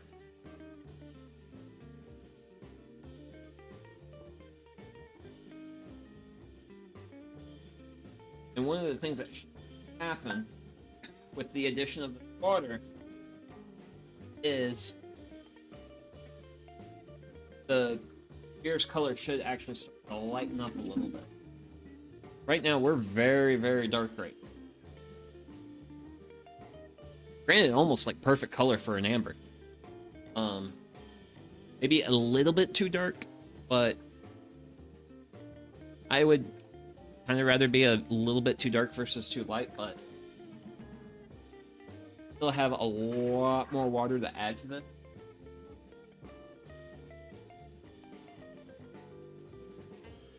That water is going to dilute things out.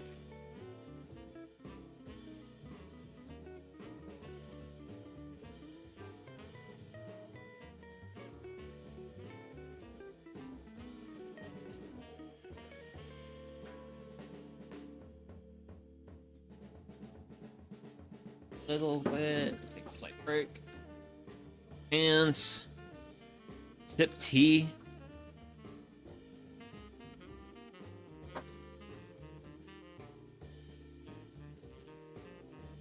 But yeah, being honest, this is like one of my lesser favorite parts.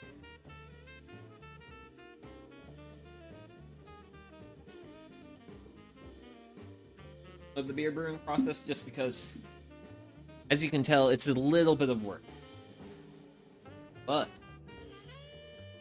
we are slowly, steadily getting a clearer wort here. So, we're doing good there. Doing really good there. So, get back to working.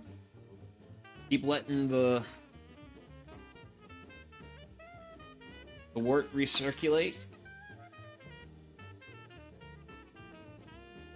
Keep adding warm water.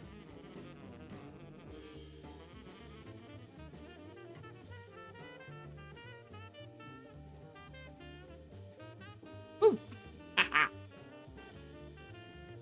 Flashed a little bit here.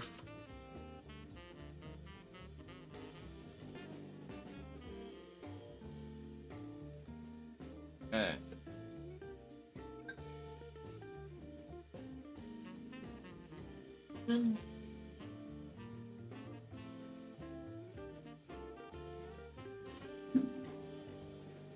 Basically, you want to keep recirculating the mash until you get to the point where you don't see any more floaty stuff in your wort. Basically, we're getting close. But this is also the reason why I use a big pitcher for one of my recirculating instruments, and then I use a clear measuring glass for the other, primarily to... The clear glass lets me monitor the wort for clarity, whereas the large pitcher, it just holds wort for a while.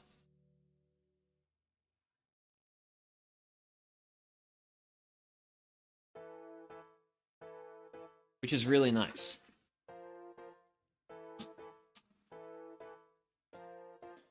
Granted, we are definitely arm up pedal.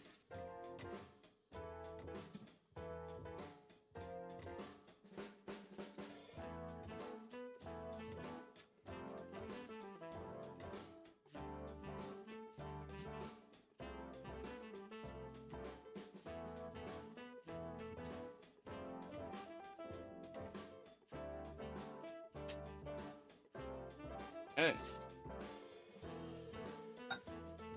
Whatcha?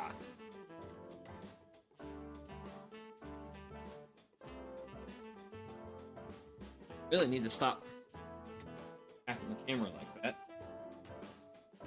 Oh no. Oh no. Sorry about that. But we were getting very, very, very close here. And as you can see, we're the water level ash tone is actually getting closer to the top. We do want it to be fairly up there. This is going to let me work with a reasonable amount of wort, because otherwise I would have to add water in later. Because basically, what I try to accomplish when I make beer is I want to get, let's see, like close to 6 gallons of liquid into my kettle when I'm boiling the wort, because I will, generally speaking, lose about, let's see here, like a gallon, well, like 3/4 of a gallon I will lose to just evaporation. I want to make sure I throw a lot of water. Oh, wow, my hand looked really big there. I want to throw a lot of water at this, so that way I can get as much sugar out of here and into my kettle. Purpose being is sugar equals alcohol. So definitely have some floaty bits left.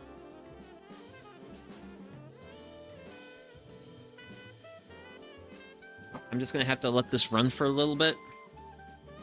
I think I'm gonna let this pitcher fill up. I'm gonna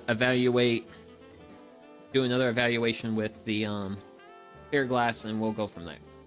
And I bumped this. Oh yeah. That, I think, something, I don't know. That looks better. Better. That is life, getting better one bit at a time. Ooh. Okay.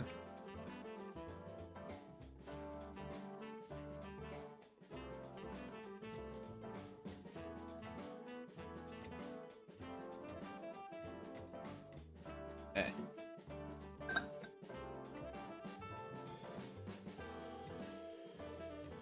There.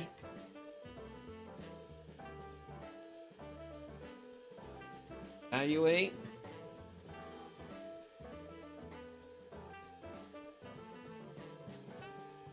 Looks good.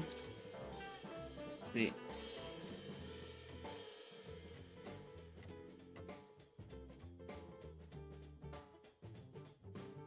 Oh. We are very close. Oh, I'm gonna open up my valve a little bit. Hopefully get a pretty good flow going.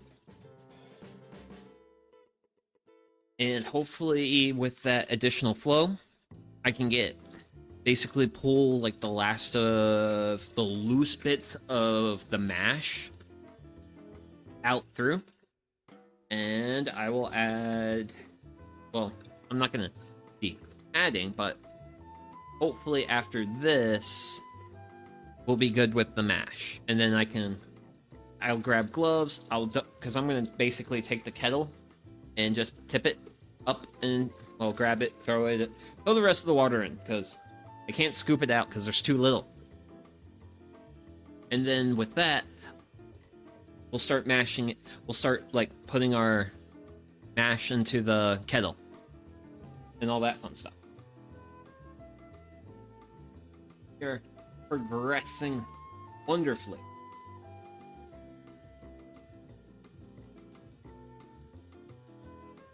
So, this.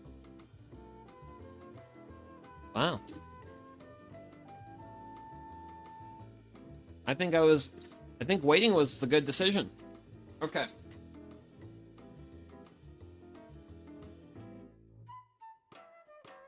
Oh, got that shut off.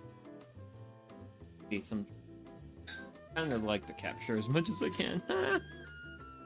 I'm just weird like that. So, let me grab some gloves right quick, and I'll dump this rest of the water in here, and then we'll start mashing out.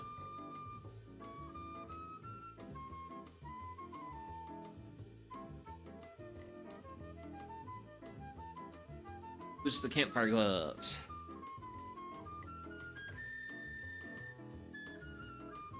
And when I go to the hardware store today, make a mental note and see that.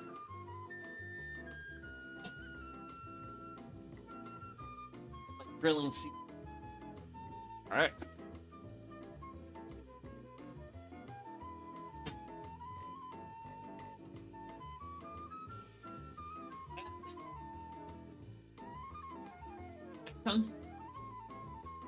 And a little bit of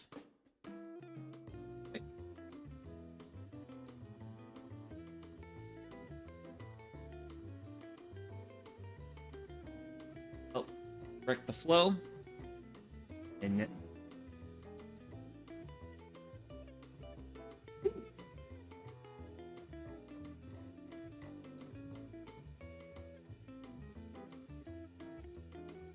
that stuff just insta-boiled. But yeah, okay, cool. So I'm done with these. I'm gonna put them up.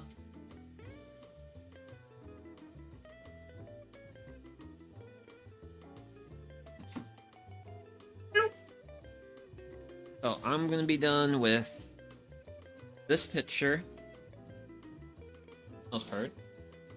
Just a little bit left in it.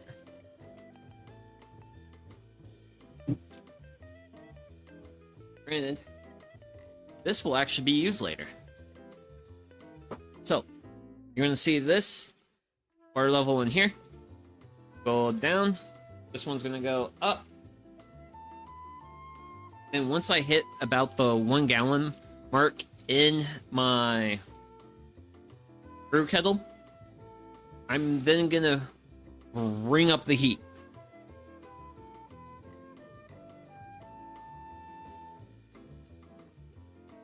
Because I want this to hit boil as quickly as possible.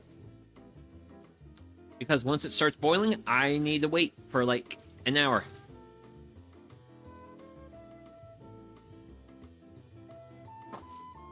So yeah. In the meantime, I'm gonna make up my last cup of tea for this morning.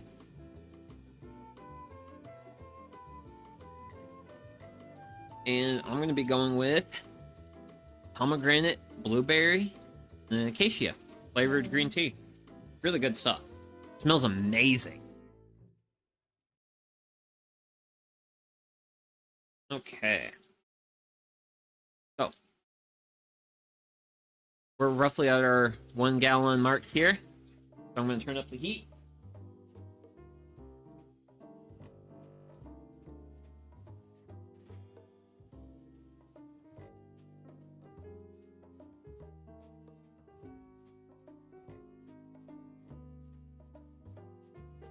Because, yeah, I really want this to get very warm. Not like very quick, but reasonably quick. I don't want it to take all day. And then let's see here. I need all my hops except for one packet of this Amarillo. Amarillo is going to get set off to the side because that's going to be our dry hop edition. Because I'm only going to be working with these 3 bags of hops for today.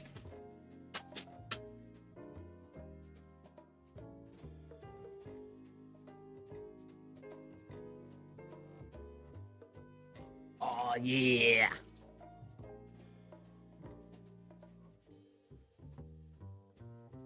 That's gonna be some. This is gonna be some Good beer. I'm really liking the color of the wort. Granted, stuff's warm.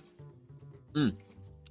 Ooh, yeah, that's very sweet, very tasty, very good.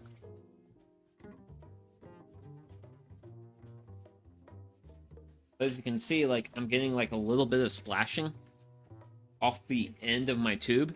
Otherwise, if I didn't have like this piece of plastic on here, my splashing would be here and I'd kind of be splashing out. By making sure I have that splashing happening deeper down into the kettle, make sure all that good stuff stays where I want it.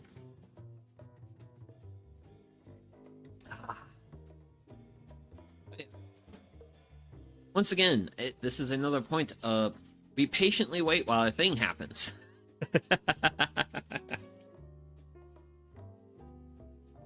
But we are coming up on our 2-gallon mark. And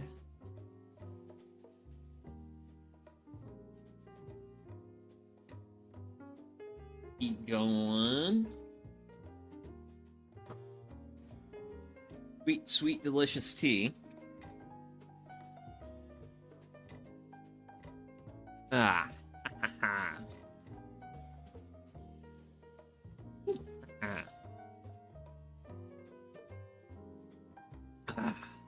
But yeah, another wonderful day in the shop. Nice Sunday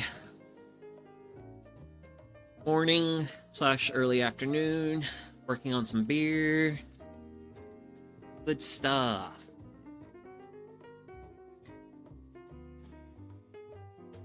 Haha.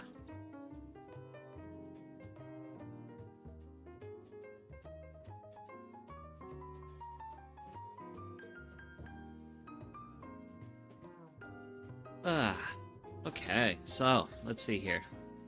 So I do have a few other like prep processes, which I'm mostly going to be kicking a lot of those off once we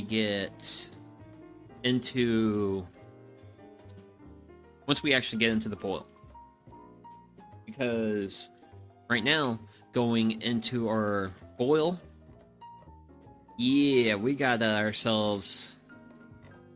There's one particular issue with brewing, and that is what's called hot break. And what it is you can kind of see right now that we have a really small layer of foam on the top of the wort. Well, because all of our various ingredients, including our eventual finished beer, it's going to have protein in it. That's what creates that foam. The issue is when we bring this, as we slowly bring it up to the boiling point, which we want to do, we want to hold it at a solid boil for an hour, because one, that sanitizes the wort and the eventual beer. But two, as we add our bittering hop, which is going to be the Centennial here, we really want, well, in order to get like the bittering components out of the hops actually have to basically be in hot wort for like an hour, because the bittering compounds, they actually have to go through a chemical process in order to become water soluble. Otherwise, you don't get any bittering.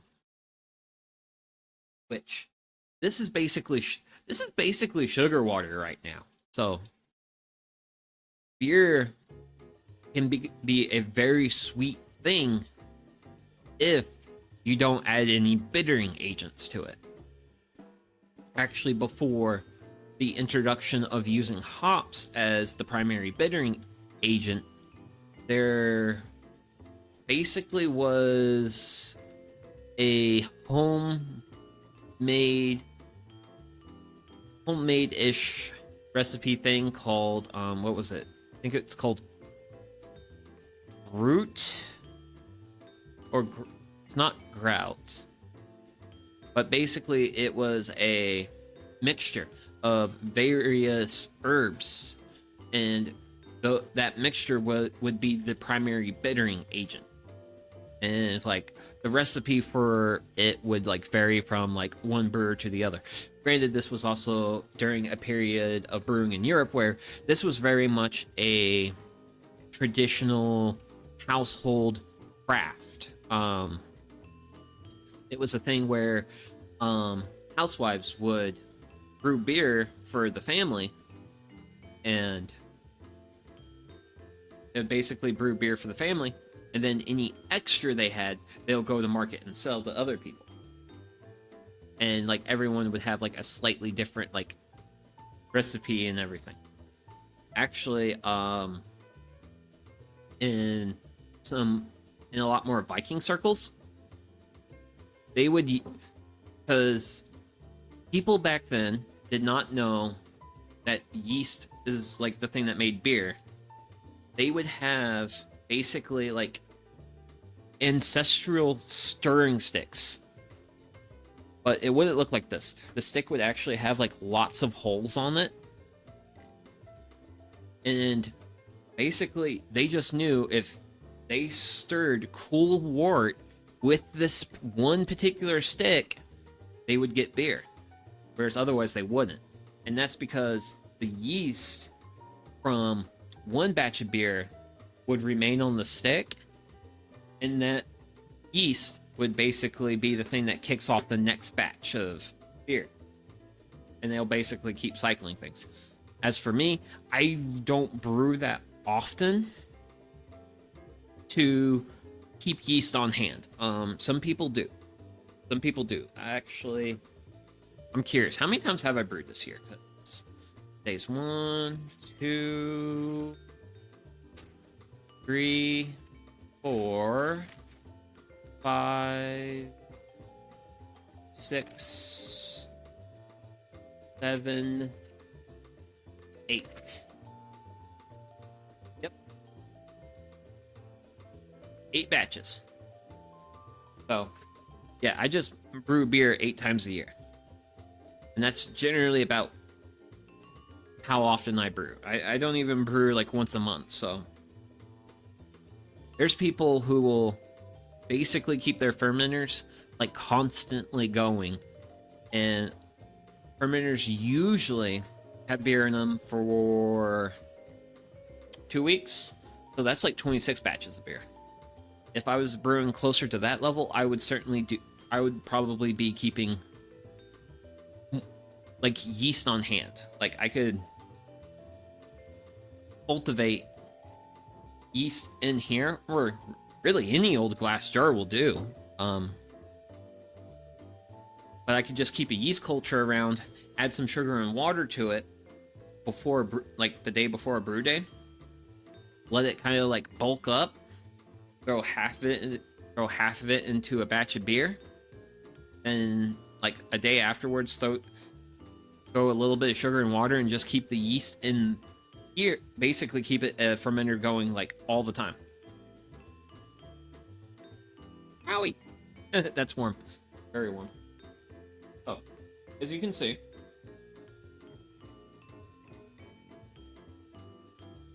our foam layer is thickening. And I also fully opened up my valves here. Wowzers. I may have put a little too much water into here, but that's fine because we're gonna get a reasonable amount boiled off, and that's gonna actually like really help concentrate the sugars in the wort. So, not too worried about it. Because with like the wort recirculation and stuff, like the amount of sugar is kind of like fixed. So if I end up with like a half gallon or a gallon of water, I'm not actually losing out on that too much of, not a whole lot of sugar. Besides, I mean, there's also times where I've,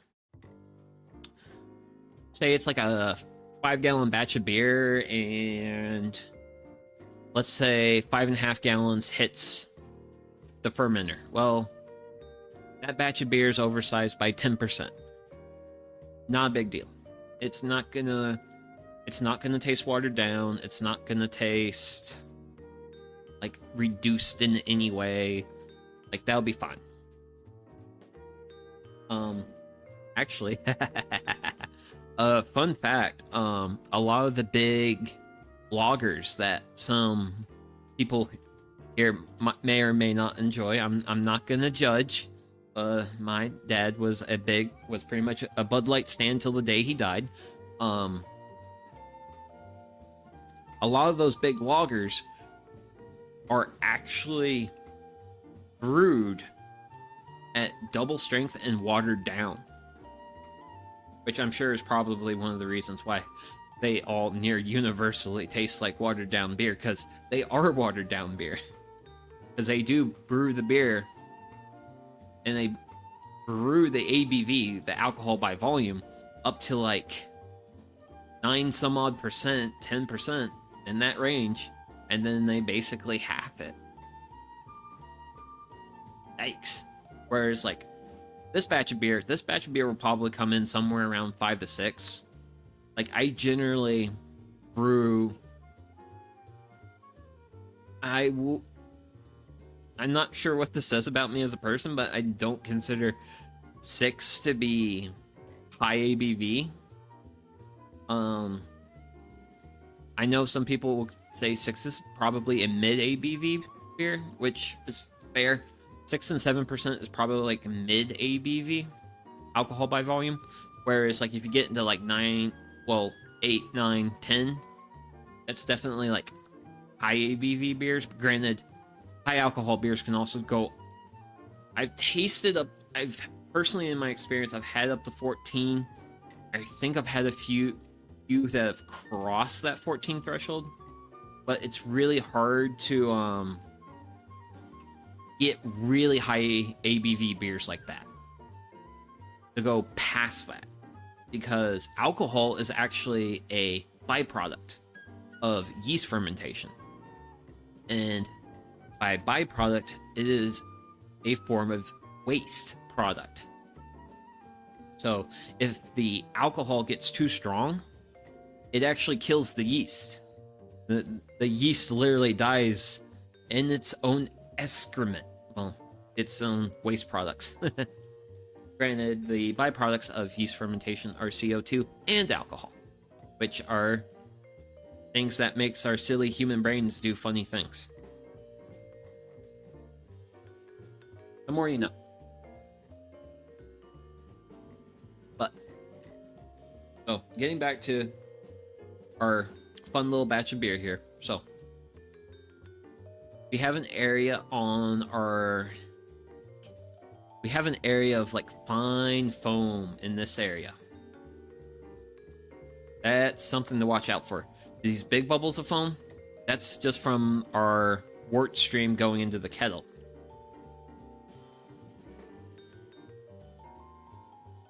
But we're gonna really have to keep our eye on this. Because, yeah. Because right now, our foam layer, I think, looks to be about a 1/2 inch thick. It will eventually get thicker. And as it gets thicker, it's one of the early signs that pot break is about to occur, and some of the things leading up to that event is your foam layer will basically turn into a complete sheet, and then eventually the sheet will ripple, and it will ripple like a waterbed, which I don't know how many people here are familiar with waterbeds, but it will shake like a waterbed, which also is, I feel like, another thing that kind of reveals my age card a little bit, is the fact that I remember waterbeds, and I actually spent a fair amount of my life sleeping on waterbeds. Like, my first bed here at this house was actually a waterbed, but it was actually I called it one of the pontoon types, because it was basically like, I think like, it was queen size, had 6 think it was 6 cylinders. Well, 6 pontoons, I guess. I don't think that's like the best word for it, but you would fill each one of those up. But eventually one of those developed a leak and we had to retire that bed. Which kind of sucked because I went from a queen size bed to a king. And that room basically no longer has any space in it. Well, it has some space, but just not a lot. Oh. Real close to goes here. Definitely have to be very monitoring of the kettle. Because one of the things that happens is the foam can generate faster than the wort's ability to push through it. And when that happens, the foam goes up to the top of your kettle, spills off the side, and you will have a terribly hot and terribly sticky mess. It is not fun to clean up. Not like cleaning up a spillover. A spillover from this is very not fun to clean up. But yeah, we definitely have at least like 5 gallons of wort. And we're actually nearing the... So I am gonna briefly show you guys back what's happening in here, just because I kind of want to show you. So you can kind of see the remainder of our, like, the wort going through the grains. This is the bed of grains. You can also see how there's a bit of a, like, fine texture to it. That fine texture is all the, like, additional small bits within the wort that by recirculating the wort, pulling wort from the bottom, throwing it at the top, we concentrate all that at the top, and we keep all that out of the beer. So I'm gonna bring this back over because this is my... Okay, so this is definitely the part where I cannot take my eyes off my... Ooh! Ooh! Ooh! Ooh! Keep doing that! Keep doing that! Keep doing that! Keep doing that! Ooh! So, the boil is starting to try and force its way over the layer of foam, but it's doing it in such a way where it's not like generating a lot of foam. But yeah, this is like, my eyeballs are not allowed to leave this thing. See, our foam layer is building up. The solution? The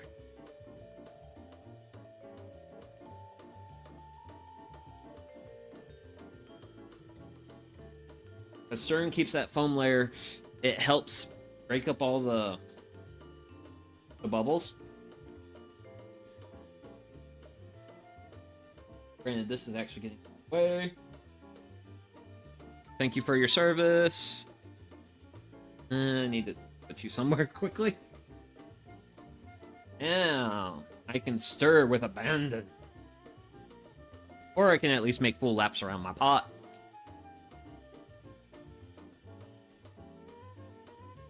Oh, oh, oh. So, you can kind of see that the wort is breaking up, breaking up. It's wanting to come through. And I actually have a lot of water in this. I'm probably pushing like 6 gallons right now. So, and by the way, this is an 8-gallon pot, so this is a pretty full pot right now. Oh, oh, oh. Will it sustain? Will it sustain? Will it sustain? Please sustain. Fingers crossed, fingers crossed, fingers crossed, fingers crossed, fingers crossed. Woohoo!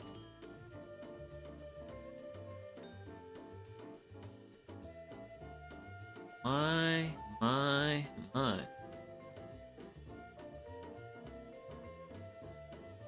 Hot diggity dog. This might be it. I'm gonna let it sit. I'm gonna let it sit. Because it is foaming a little bit, but the boil has enough force to like come through, basically off gas.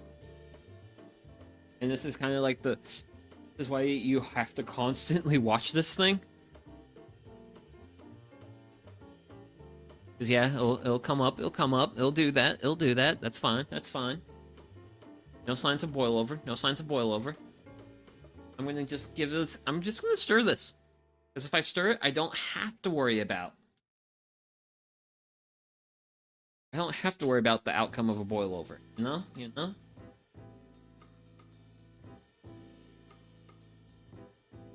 Granted, I do like I'm gonna very much reiterate the fact that I do enjoy standing over a boiling kettle of water. Well, six gallons of boiling water. When it's only like 50, 60 degrees in here. Well, it's actually 60. Wait. What's the actual number? 64! Oh, look at it. It's so pretty. I think it's pretty. Good shot of you.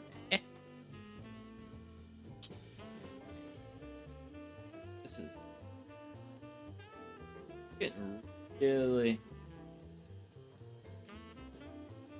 I'm pushing past 6 with the amount of additional work that's coming in. So I'm just gonna turn this off. So I've probably gotten a fair good amount of my wort out of here. I don't have to worry about getting every last drop. Because I don't want to have too much fluid in here. I will probably lose a solid 3/4 of a gallon to this boil.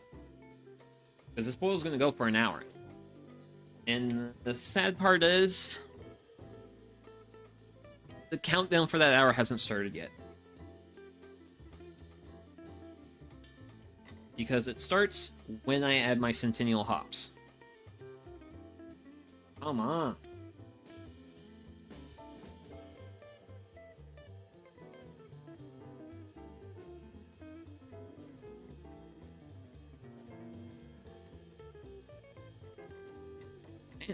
Man, you were so well behaved a little while ago, and now you're just being very naughty. I'm gonna turn it down. I'm gonna turn it down. Ease up on the heat a little bit. And then I'm gonna grab my knife, and I'm gonna open this packet of hops. Ooh. One of my favorite things that comes with being a homebrewer is like cracking open a fresh like packet of hops and like taking like a big whiff of it. Like I love the smell of hops. Genuinely. So I'm just gonna throw a few pellets in there. Because usually what happens is when you add your hops, it generates a lot of foam. You may actually be noticing a little bit that foam's kind of taking on a bit of a green tint.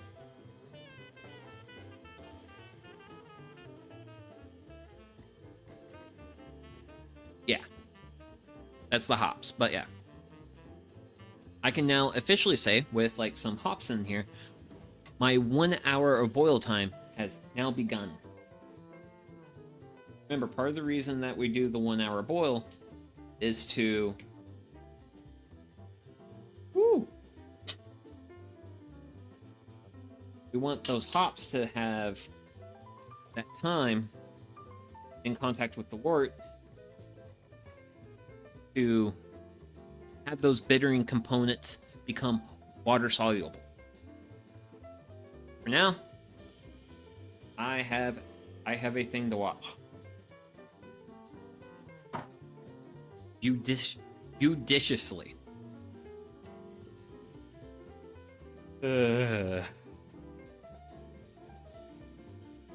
right now I've got a lot of liquid in here, and yeah. But generally speaking, having a reasonably constant stream of wort pushing around like a thing of foam, that is ideally how the boil should look like. That's how you know you have a successful boil on your hand. That is the last of our first ounce of hops added to that. Oh. It should be fine, should be fine. Fine. But yeah, I'm definitely going to be very monitoring of this for probably like the next 5-10 minutes.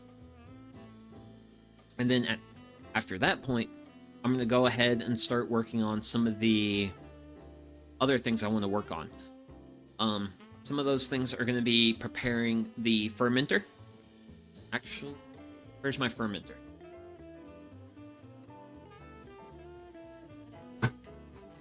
My fermenter!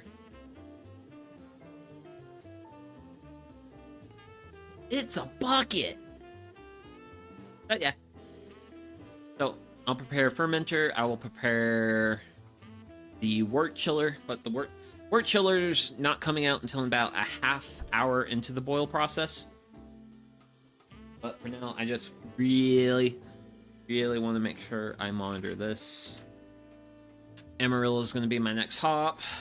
So, this is going to be my next hop. I want it to be on top. Yeah! Now we're at the point where we wait and let the boil do its thing. Let all those wonderful bittering compounds evolve into the beer.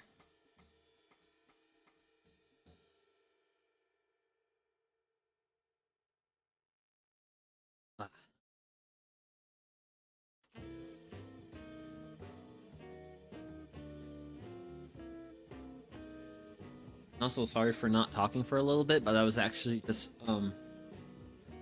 taking a moment to enjoy the sound of like all the bubbles on top of the wort just like popping.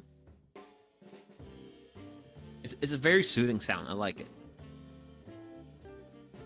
Speaking of other things I want to prepare over here.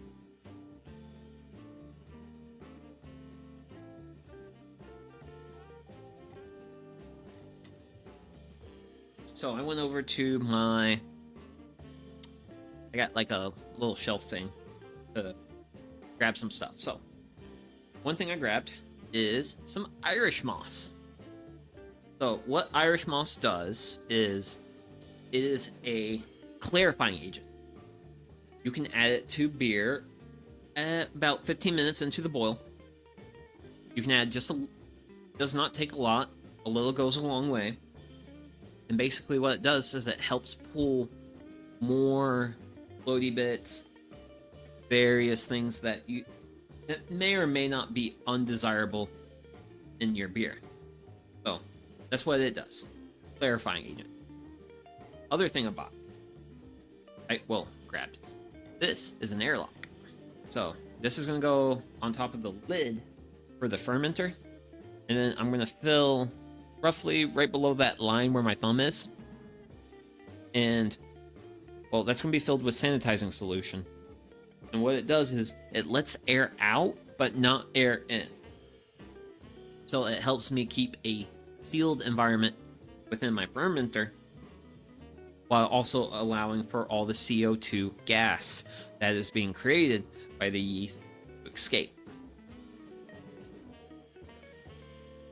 And then my third thing I grabbed was Star Sign. So this is actually the base of my sanitizing solution. What this allows me to do is create a no rinse sanitizing solution. So basically in my fermenter, I'm going to put some water in here. I'm going to put a little bit of the Star San. That is going to create a disinfect acid sanitizer for surface sanitation. So it's basically going to just any... I do keep a clean fermenter. As you can see, it's a clean fermenter. It's also reasonably new. I think I bought this beginning of this year, I believe. But yeah, it's clean now. And then with the star sand, it will become sanitized. And that means I can put beer, yeast, all that fun stuff in there.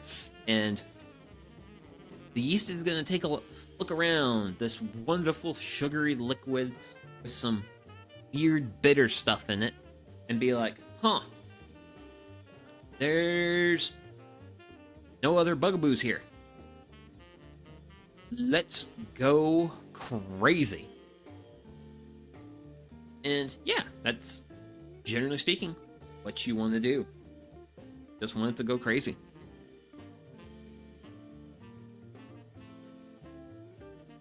You want your yeast to go crazy and do their thing, which is make alcohol. Ah. Big stretch. Big stretch.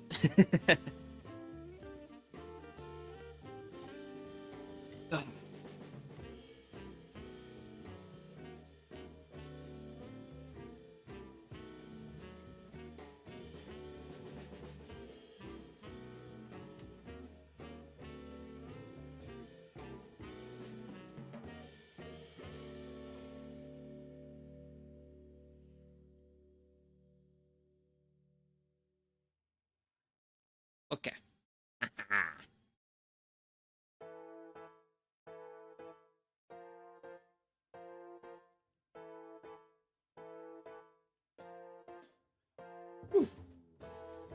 Alright. But yeah, this is going to be kind of another chill moment in time before more chaos eventually erupts, because once I get closer to finishing up the boil, that's usually when there's like a lot more, okay, I gotta prep this thing, okay, I gotta prep that thing. I do eventually have to clean out this mash tun at some point. I don't know if I'm gonna do it now. Well, I don't know if I'm gonna do it later or not, because I don't know if I want to pull any additional wort out. I know I have a little bit left in there, but I'm just gonna let this boil do its thing. And please don't you dare boil over. Please behave. But yeah, I might just pull off a little bit at some point, and then whatevs. Yeah, that'll be that point in time. But eventually that'll be a thing that'll happen. Grab a bucket to put my grains into it at some point, and that is going to be the hard part, because I do fill way too many of my buckets around here with wood scraps from projects, so I might have to empty out a bucket. But we'll see. We'll see.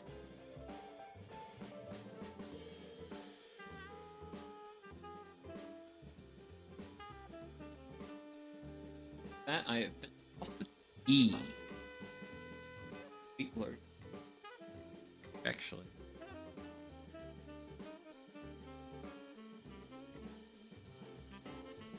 I'm gonna fill this.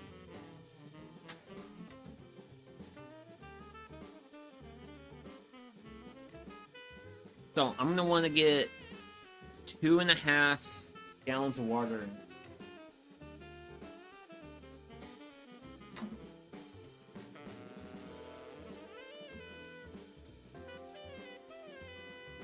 Woo!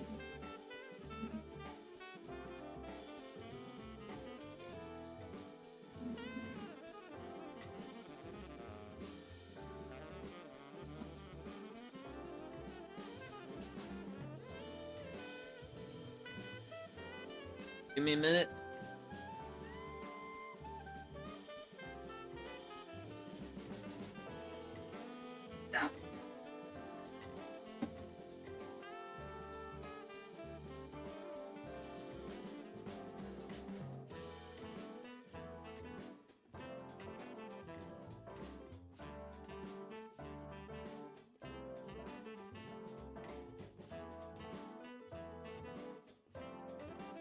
Hey, reasonably close. We're not like super on. Let's see. Because. Oh yeah. Sorry. Sorry about that.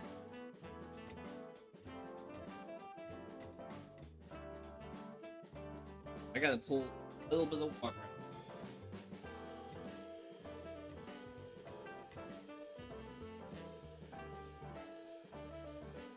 Dial in the amount. Because it's a reasonably specific ratio.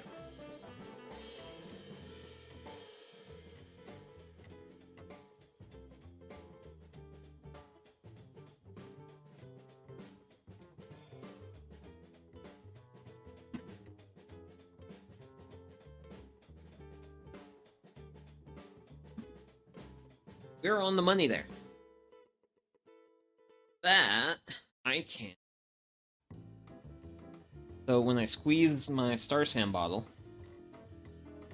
Star Sand will go from here up into here and into this. And basically what I'm trying to do here is I want to measure out a ½ ounce. Granted, I can't show you what it looks like but that's a ½ ounce right there. Then you just take off the childproof cap. And you just dump it, literally just dump it straight in. Then the rest of the Star Sand stays inside. Then you put the child cap on and you're good to go.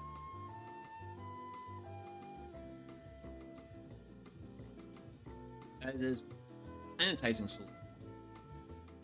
And then I always like to just grab my stir stick and give it a good stir. Just mix it up. Really get everything really nice.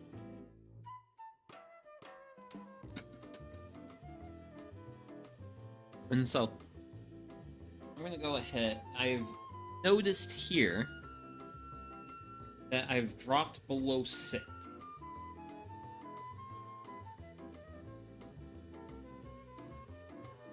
Well, I've dropped below 6 gallons of work.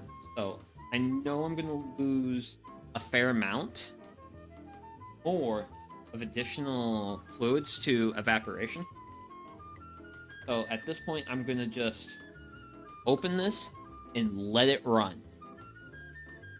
Because there's still good sugar in here.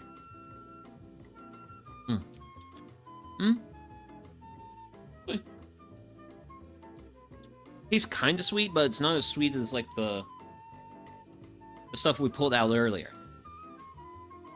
So I'm just gonna let this run for a little while. Try and get myself back up to 6 gallons. Because we still have plenty of boil time left. And then once I'm at the level I want to be, like here, I'll go ahead and turn this off, and I'll actually pull the mash tun off to the side, and I can actually start cleaning it. Well, I can start emptying it, because I do want to start emptying it before I start chilling the wort. And there's going to be a reason for that.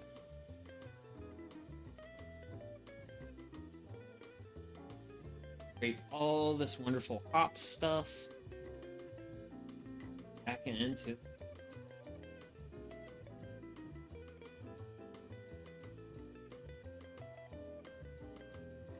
And actually, something I need to do is I need to figure out, well, do a little bit more research. I know there's other VTubers who make their own alcohol, but I don't know how many people have been doing it as like a stream thing. I do want to kind of look into seeing how like other people would do like this type of stuff. And it's also like,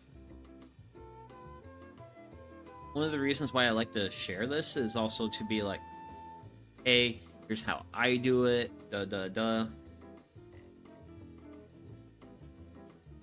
All that stuff.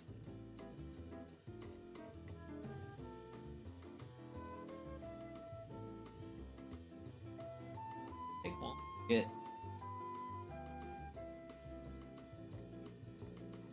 Wowzers, that actually didn't take all that long to get back up to 6. But I'm gonna let that run for a little bit, but I'm gonna go grab a bucket.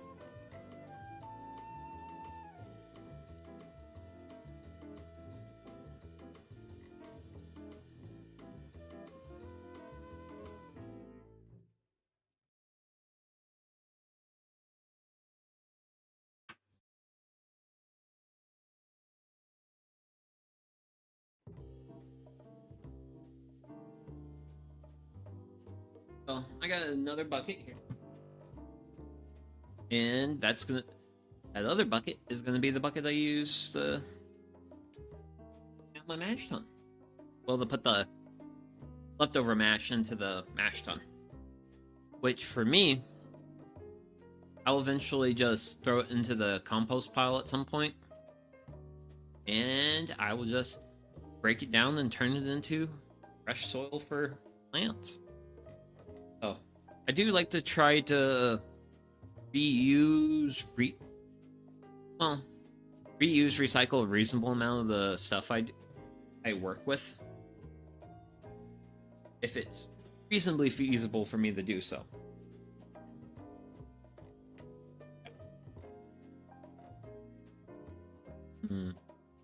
How much? Because we're like 20 some odd percent into the boil. So, oh, I mean, we're more than 20%. Actually, we're almost at the 30%. Well, we're actually at the 30% mark. We're getting close to 1.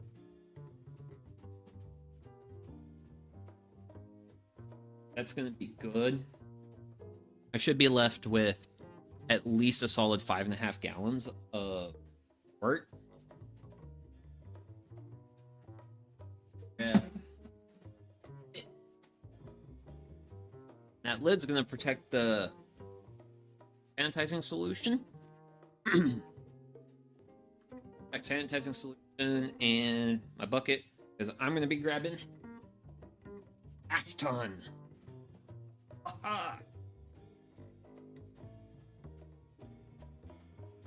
Yeah.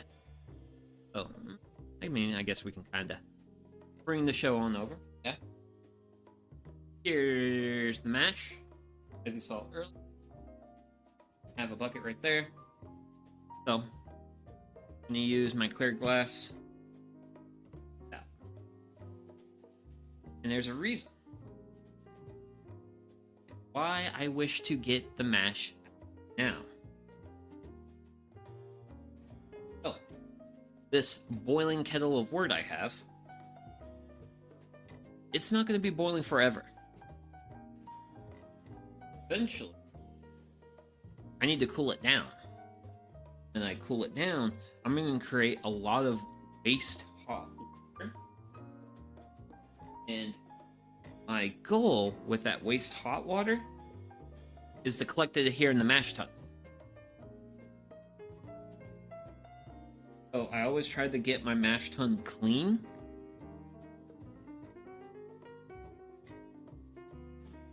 Before I finish... Well, I get this emptied before I have to start cooling my wort.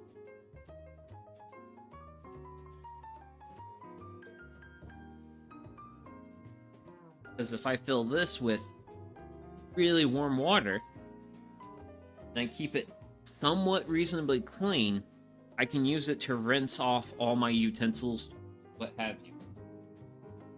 It also becomes like cleaning water. So that's another way I try to like get the most out of my water. Because even if I'm not worried about my supply of water, I still should be treating my supply of water with a reasonable level of respect.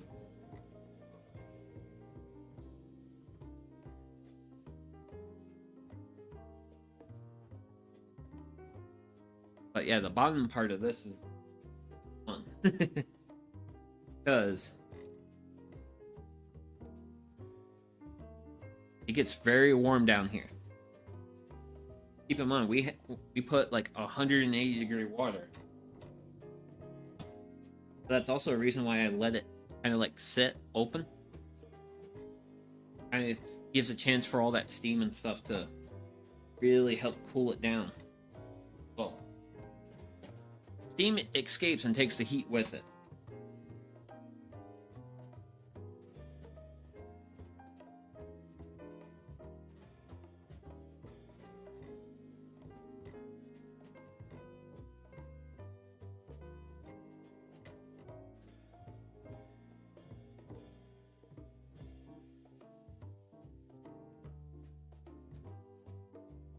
Woo. Cool, so we're getting to the tricky part now. And that is dealing with the fact that I have this mesh filter here. What I like to do is I just take it, and that kind of helps. Well, that helps concentrate all my mash like down in. Helps a little bit with the clean out.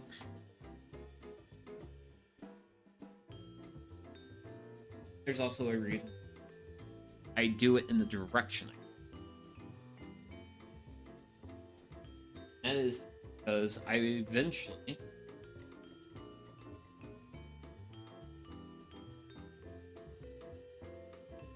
I mean roundabout now.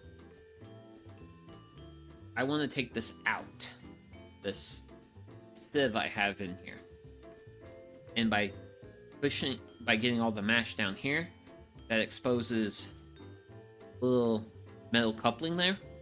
I can unscrew it. Well, it's just if I get it exposed to air, it cools down. Otherwise, it's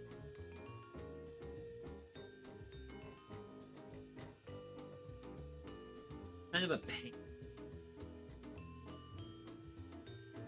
Okay, go.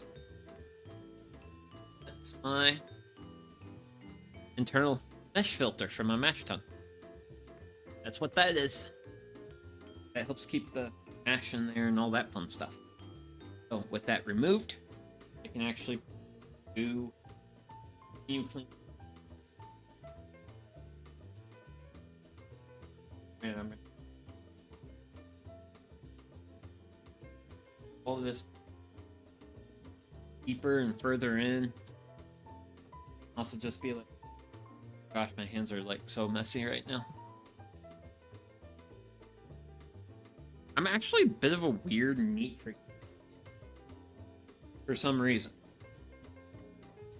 Like, I'm the type of person who doesn't mind getting my hands dirty, but once the opportunity to clean my hands, like, I get my hands dirty to do a thing, and then I'm done doing the thing, I then immediately just want to wash my hands.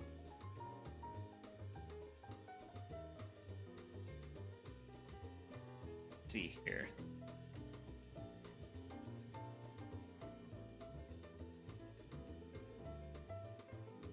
Do it. That will do it. We're mostly clean. Mostly, not all the way.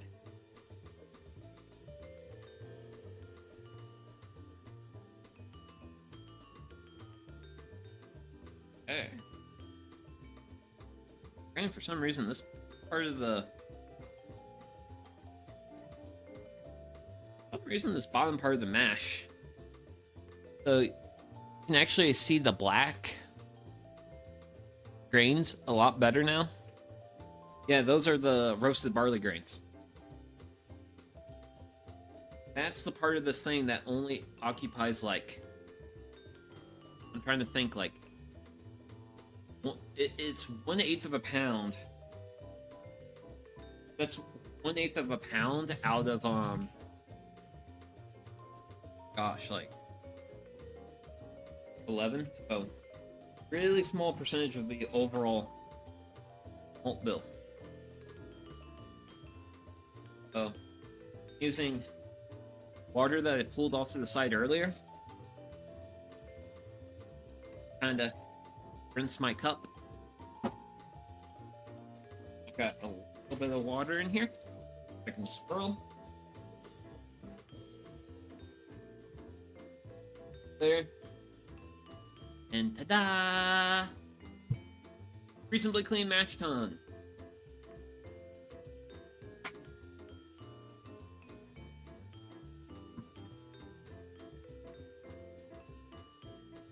Spent grains goes away. Mash tun will go there.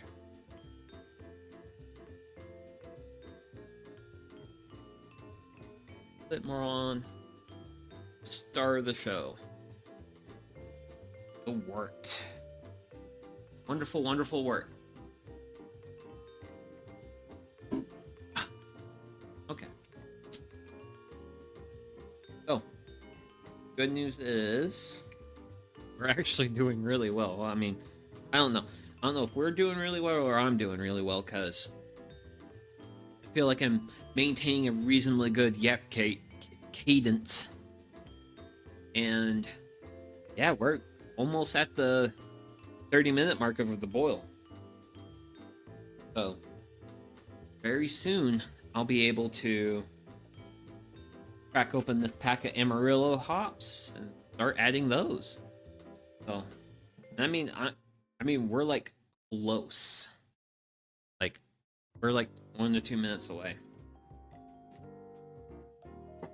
And at some point I also have to I will apologize for this, but I will have to take another bathroom break at some point.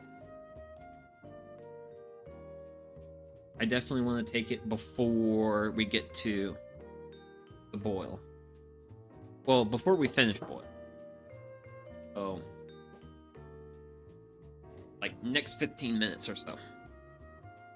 And then on my way back, I'll actually grab a cold one and we'll crack open a cold one from last brews. The last brew stream. The one that was homegrown hops. This is just like a standard like amber ale. Nothing special. This is just kind of like something that's kind of like, it's easygoing. And it's not super challenging like stuff for me to do like on stream. So for next week's schedule, I'm still debating some of my finer I'm debating one thing I want to do. I am definitely going to be getting back with Stardew Valley. Be playing more of that. That's going to be one stream. Saturday next week in the evening hours will be another campfire cooking stream. I believe the weather should be good enough for it. I will double check before I publish the stream, and if the weather reasonably looks like it's gonna check out, we'll finally do the gyudon campfire cooking stream. So that'll be one stream, and then the final stream I'm currently debating.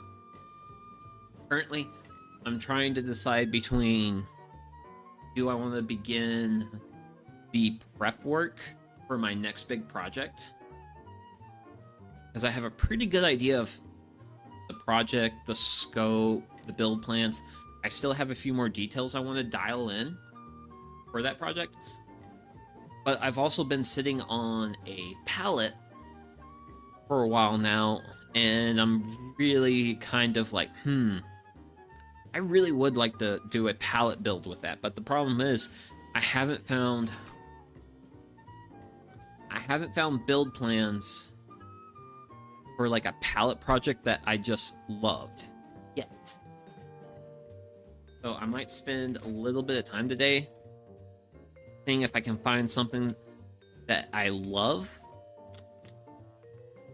that would be like a good pallet project, and if so, we'll do a pallet project. Because I don't want to do... Because eventually I will... Because I do want to get into making some birdhouses at some point. and I mean plural, because I'll probably do, because I'm planning now, from now till the beginning of spring, I want to do 3 birdhouse streams. Just because that's like the most like classic of projects, so I'm not entirely sure of the finer details on that one. Oh, I don't know if I'll do stream what actually schedule. Well, at least look at the. Oh, okay, so Christmas week ain't gonna be until like 2. Because I have a pretty good idea of some of the stuff I want to do as we get actually like properly closer to the end of the year. I have a pretty good idea of the things I want to do. Which I probably will be streaming on Christmas. What I will be doing, I don't know. It depends on a lot of things. If the weather's good enough, I would love to do a Christmas campfire stream. But if not, I might have to do something else. What that something else is, I don't know. And then, because the week after Christmas is going to be my birthday week, and there are things I want to do for that. One of those things is going to be making my favorite confectionery, which are peanut butter balls. I want to do a stream where I make those. Granted, I don't know if it will be just making peanut butter balls or not. I'm a little on the fence with that. Just because I don't know if that's like enough of a like thing. I don't know. To a certain extent, I feel a little bit aimless in regards to like stuff I want to do, how I want to present the thing. But I'm of the opinion that the only way I'm gonna figure that out for myself is do stuff, have fun. Hey, I've just been. Hey, one of the biggest thoughts in the back of my mind as I stream into the wonderful void is like, hey, at the end of today's stream, no one shows up. Guess what? I've got 5 gallons of beer in my basement.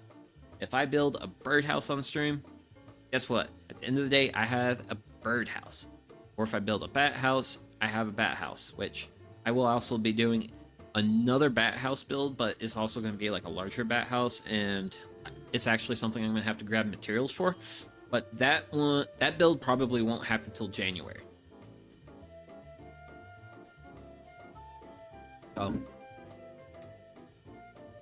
There's so many things I want to do, but also like, okay, what's the best time to do this? What's the best time to do this? Because I've really been kicking the, I guess, kind of sort of the birdhouse, bat box builds down the line, because I really want to do those as winter projects.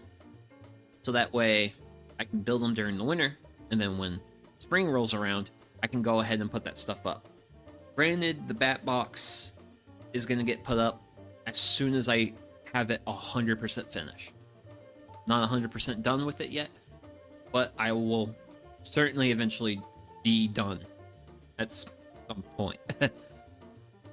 I did recently find out, like in the last hour, that my normal plans to hang out with my buddy have been canceled, which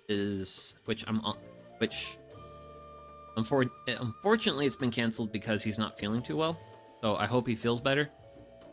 But on the other hand, I spent most of yesterday out of the house, so the idea that I can then now spend a fair amount of time at home, especially when there's daylight out, is really good for me. So I'm actually kind of excited about that. So yeah. So after this, I'll make lunch. And then after that, after lunch, I'll probably sit down, really dial in. Well, I mean, I have a pretty good idea of stuff I want to get from the hardware store, big box store, what have you. Because I need silicone to finish the bat house. I also need mounting hardware. I want to get something that's kind of like nice that I can just mount to the back of the box. And something I can just like slip over like a Tapcon screw I drill into the brick. That's my game plan for the mounting. And then, because I need those two things to finish that build, I want to get... I saw this a while ago, but you can get a kind of like a handle thing that's good for opening 5-gallon bucket lids. It helps you get like leverage and stuff. I desperately need something like that in my life because the collection top for my dust collection, that thing clamps so incredibly tightly to that lid. I have bruised fingernails trying to pry that lid off in the past. So, really want to get one of those. It looks like a small cheap piece of aluminum, and hopefully it will be a small cheap piece of aluminum. I need to get that, and then I want to probably grab some screws for my next big build project. Because I'm currently sitting on a lot of 3, 2.5, well, honestly 2.5 and 2-inch screws are most of the screws I carry in the shop. And generally speaking, that's good, but for the next build, I actually need 1.5-inch screws, which...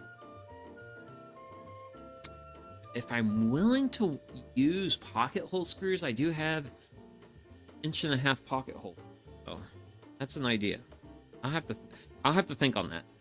But unfortunately, my ability to think has been compromised due to a certain organ of mine that deals with waste products in the liquid form. So this homesteader is going to use the little homesteader's room, and I'll be right back.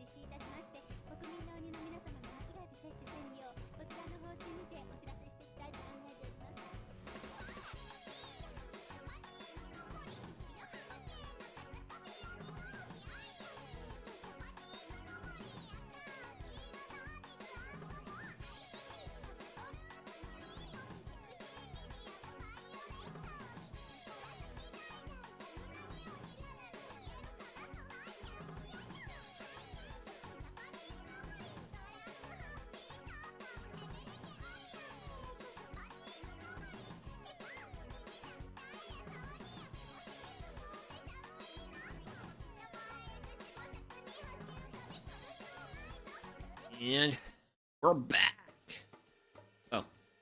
Oh yeah. Just a quick mention. This thing, the wort chiller. It's hanging out in the sanitizing solution because it develops a patina of rust on it. Well, a patina of corrosion, and I just let it chillax in the sanitizing solution for a little bit, and that helps clean it before I throw it into the brew kettle for its final sterilization, which will happen in about 50. Well, no, it's gonna be in the last 15 minutes of the boil, but the actual time frame for that happening probably like in the next 5 minutes, because the silly boy right now is apparently very scatterbrained because his, well, my desk is an absolute mess right now. But before that, though, this is a beer brewing stream. What's a beer brewing stream? Without a bottle of home brew. Actually, I want to grab a screenshot. Yeah. And I do like my home brew. Granted, this is my. This is the pale ale I made with homegrown hops. And I am very happy with how this beer turned out. I am so incredibly happy with how well this turned out. Okay.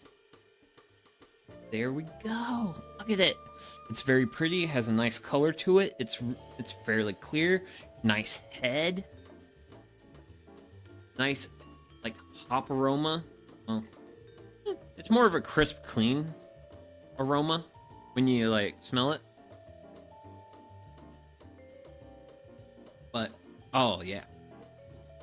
It's weird because it's like a...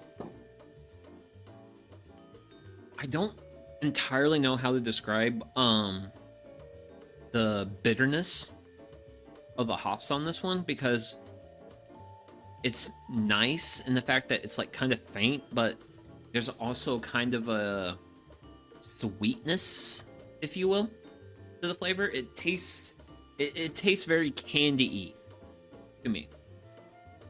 And I've actually had a couple of IPAs and pale ales that have had like a candy-y taste to them, and I know this sounds like a really weird way to describe it, but I don't have any other way to describe the flavor. So it's really good. It's really good. I like it. And like, it's just not good. It's really good. And as a home brewer, that is a great day. Like, if I can make great beer, especially with like a homegrown ingredient, here's to that. Ooh, that darkened that.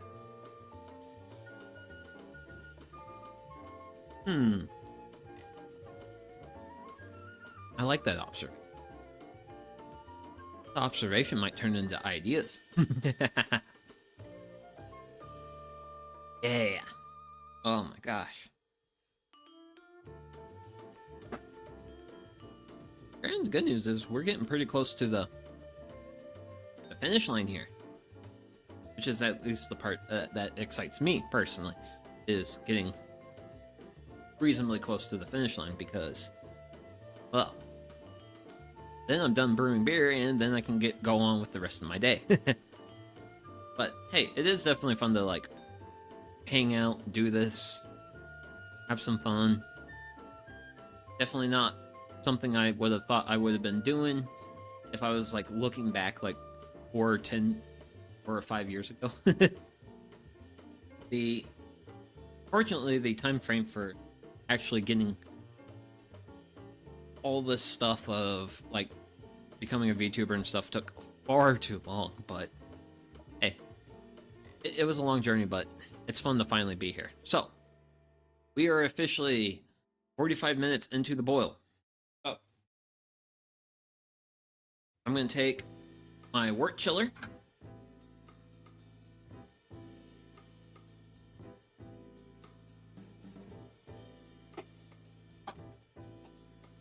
and there it will stay sanitized. That boil just continues doing its thing. Yep, the boil continues to do its thing. Oh, also at the 15-minute mark, I'm gonna take some of my Irish moss, and you can measure it, but I literally just sprinkle a little bit of the Irish moss because it is an ingredient. This is actually the only bottle of the stuff I've ever bought. Granted, I need to buy more of this, so I do have a 25%. I do have a 20% off coupon with my homebrew shop, so definitely will stock up on some of this. Probably also should be stocking up a few other of my consumables, like bottle caps. Granted, I got plenty of bottle caps to bottle this brew, but it'll probably be a good idea to grab some more. So for now, I need to. Well, actually, do I want to wait till? Let's see here. Let's see here first. So this water is very neutral. It's not super cold. It's not super hot. It's just fine. So I think I'm just gonna chill for a little bit. Let's see, because our final hop edition, Cascade Coon here, gonna get added at the 2-minute mark. Well, 2 minutes left in the boil, so I think I'll do Cascade, hops in, and then I'll start rehydrating the yeast. Because chilling the wort, generally speaking, takes a while. And as I know I said earlier that wort recirculation was one of my lesser favorite parts, but my second least favorite would be chilling wort, because it's kind of a thing that just takes a while. And it actually, we did not lose as much volume to steam as I thought we would. Because we're sitting at like 5 3/4 of a gallon here. But yeah, wort chilling is, it goes quickly at first as far as like dropping the temperature of your wort, but it then proceeds to just slow to a crawl, and you're just like, hey, I would like to finish my brew day, please and thank you.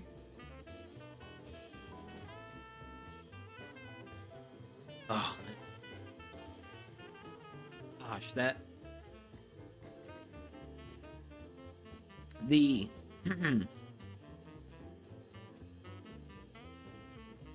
the past beer turned out really well.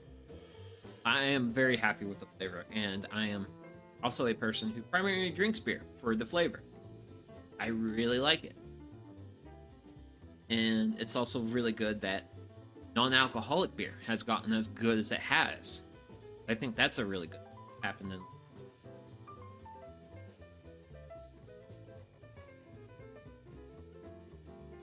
Okay. New on the news front. Good. Good. Man, I'm gonna...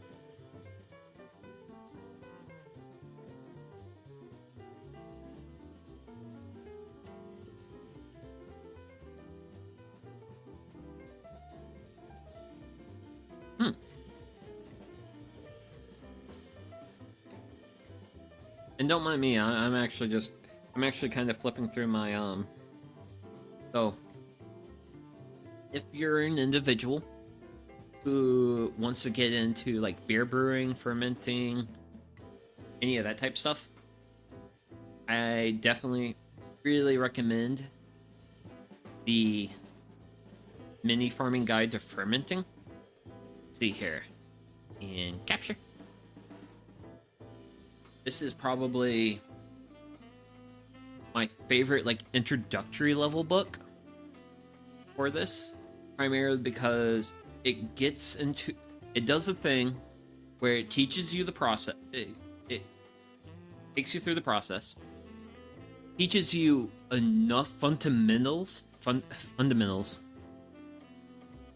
to understand the ingredients and how the ingredients affect the various flavors of a beer, but it doesn't go so far as to saturate you. Whereas John Palmer's How to Brew, this is like if you want to buy one book, get your hands on one book that's going to teach you pretty much nearly everything you want to know about brewing beer and have some recipes, big recommendation goes out to this book. Granted, that's kind of like most homebrewer, like this is like the book that most homebrewers keep as a reference manual. Like they will have like a question about something that they're doing, and they'll refer to John Palmer's How to Brew for that question. Or they'll go to the internet. There's a little bit of variability there.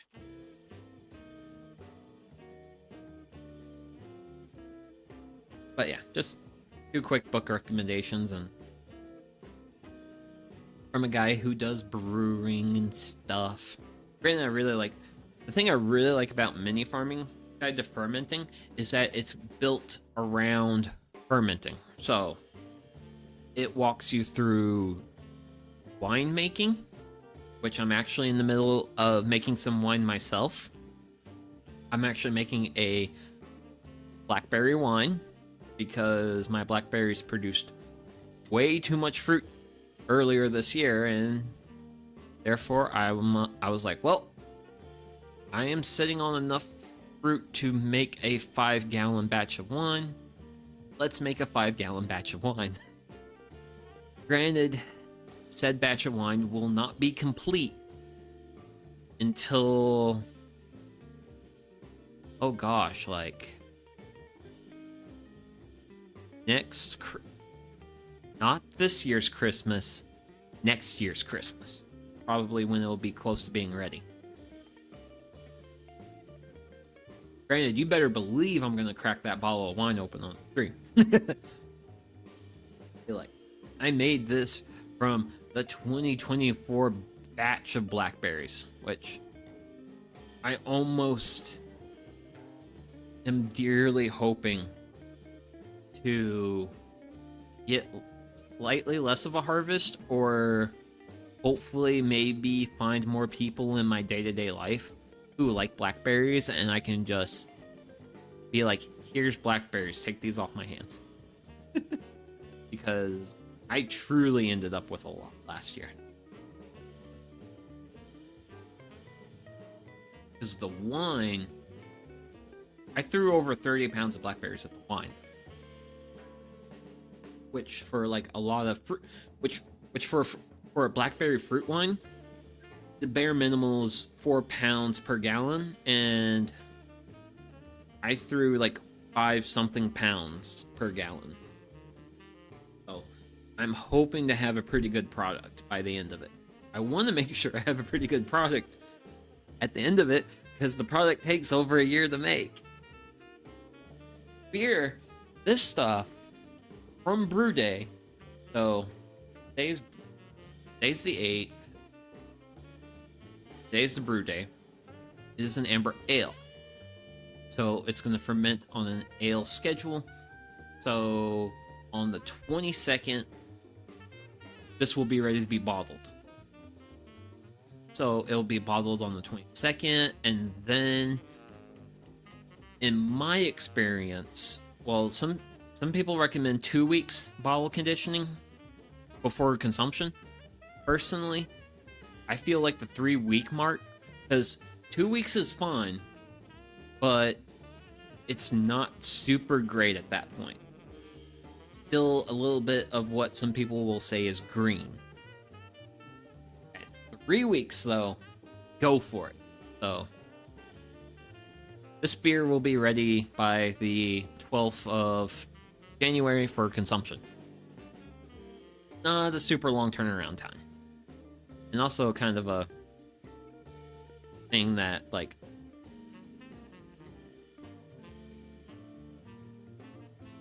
I'm not going to pursue that thought. I had a thought there and I wasn't going to pursue that one. But yeah, like, hey, I brew today. I have product fit for my human consumption in 5 weeks. Pretty good turnaround time. This blackberry wine is a turnaround time of like 70 weeks. Granted, the advantage of wine over beer is the beer, because the ABV is lower, it's not as biologically stable. Wine is very biologically stable because of the higher alcohol content. Because granted, I did it because I think this wine was in this fermenter in January at some point. January? No. Silly goose.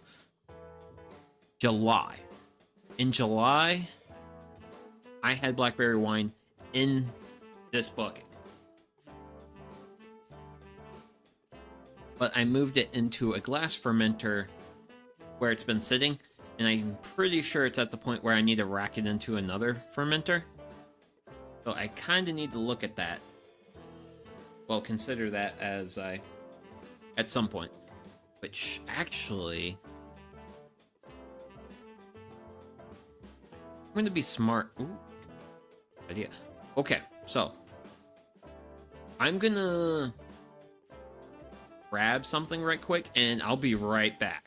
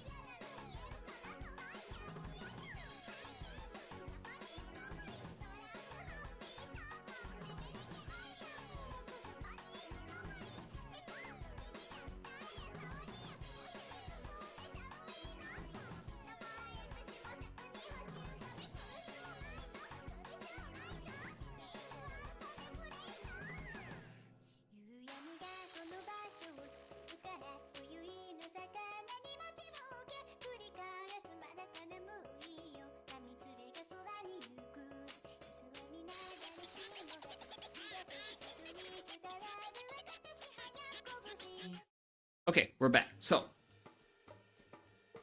what I did, I went and grabbed one of my glass fermenters, because this sanitizing solution does keep for a little while, and I'm going to keep it around for a little bit so that way I can actually, but I'm going to want to use that sanitizing solution, because I can reuse this quite a few times over the course of, like, I don't know, like 1 to 2 weeks. I want to keep it around so that way I can have it for the next time, well, for when I rack that wine, which I should consider doing sooner rather than later. So, sorry about the like, oh wait, I should probably do a thing.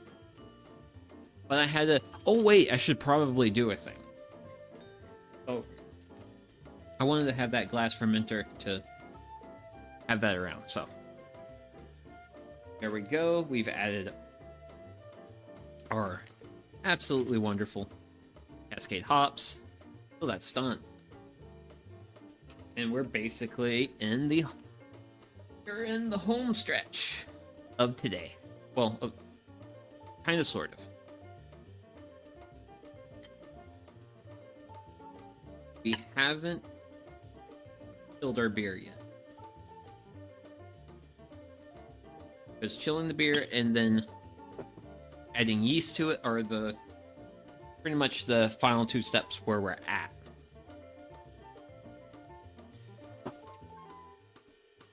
But at this point, I can also My little cap off. My little, like, beaker.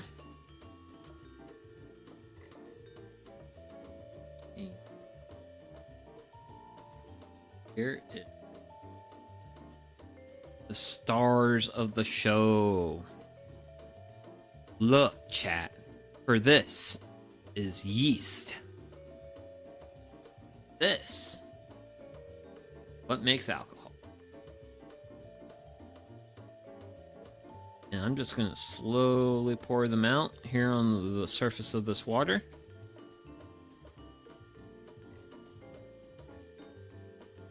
There we go. So basically what's going to happen in here is those yeasts are going to go through a waking up process. After that waking up process, they're going to be ready to handle anything. Mostly 5.5 gallons of beer. So that's the bottle finished off. But I have this right here, and I am going to sip some water.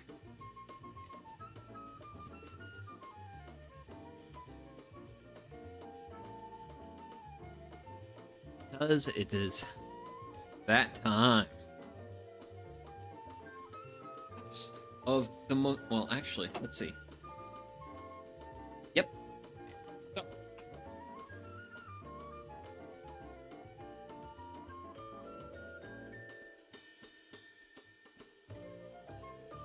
Kettle is off.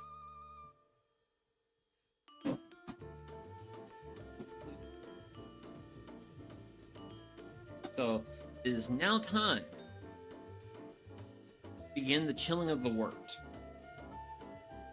So part of the process is hooking up the wort chiller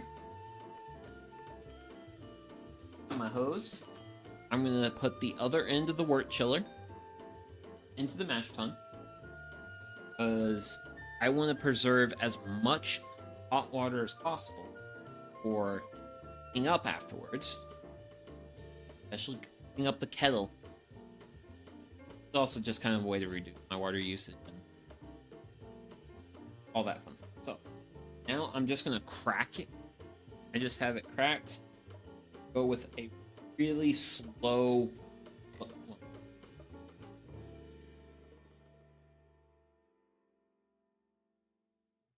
Reason I should go reasonably quick at the beginning is to push all that air out.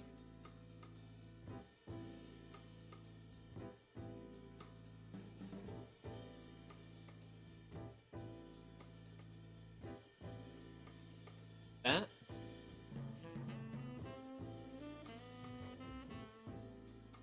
Chilling. Because we're right now at 12 degrees Fahrenheit. If I were to put yeast in, if I were to put these yeasty boys into that, yeasty boys would die. And I would not get beer. That would be sad. So I gotta take this from 112 to... I'm trying to think here. The rough temperature. What I want. At least 80 degrees.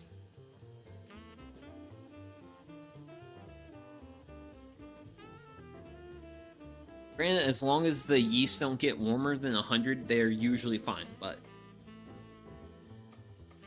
yeast don't like it they don't like it hot. They don't like it hot at all. And these are ale yeast, so they generally like it a little bit on the colder side. So, for example, they like 64 degrees to 78 degrees. So, if I get it down to 80, that's pretty close to their comfortable spot. Like I said earlier, the basement's reasonably cold, so they should be fairly... So it should cool down even more.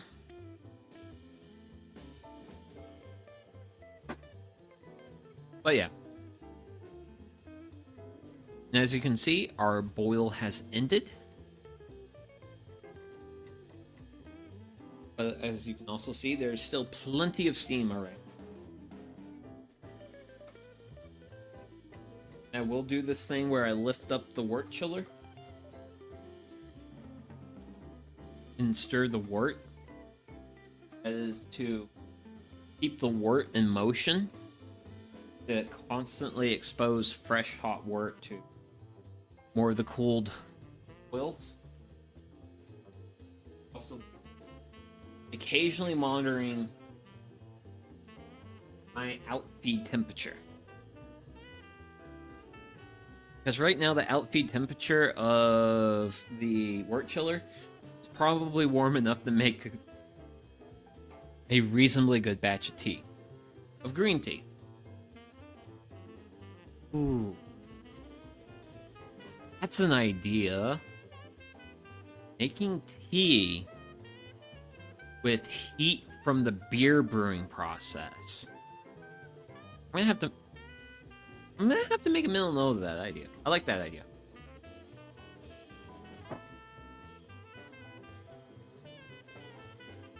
That would actually be... That would be really good for, like, a clip. Like, Vtuber makes tea with the remaining heat from the brewing process. No, Vtuber brews beer and tea with the same heat. Ah, I like that. I like that. It's kind of environmentally friendly and stuff, but also kind of crazy and a little bit weeb. Yep, that ticks all the boxes, all the wonderful boxes. Oh. Okay. But yeah. So let's see how far we've went. So the kettle is already below 180. So, those keeping track of the Fahrenheit units, we've already chilled it 30 degrees. Thing is, we're still in the part of the process where this happens relatively quick. Because honestly, getting down to 120 happens pretty quick. I also have the advantage of my shop. Right now, actually... So the air temperature in my shop right now is 66 degrees Fahrenheit. Previously, on past beer brewing streams, I've been pushing 80... I've been pushing up to 80 and into the lower 80s. So... yeah. I have pretty much a 15 degree cooler environment. That's gonna help pull a lot more extra heat out of this. This should, I'm hoping this cools off a little bit quicker. And by a little bit quicker, I mean, please 5 minutes.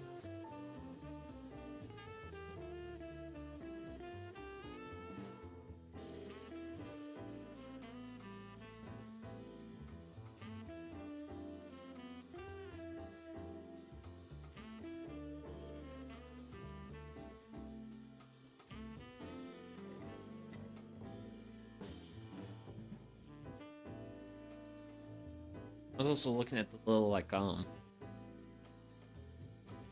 not nozzle. Valve. I was looking at my valve and it's kind of dripping water.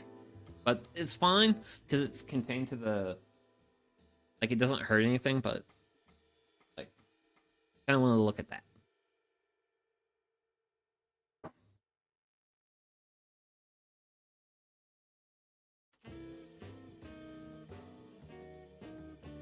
But things are now at the point where I can stir this. One of these two copper pipes is cold because it's made cold by incoming tap water, and the other is warm from outgoing water from to work. Granted, we're at the point, the pot's a little warm to the touch, but it's not terribly so. Definitely getting close. This is the fun process of the. This is just, we kind of just chill and hang out while we watch pseudo beer get cold.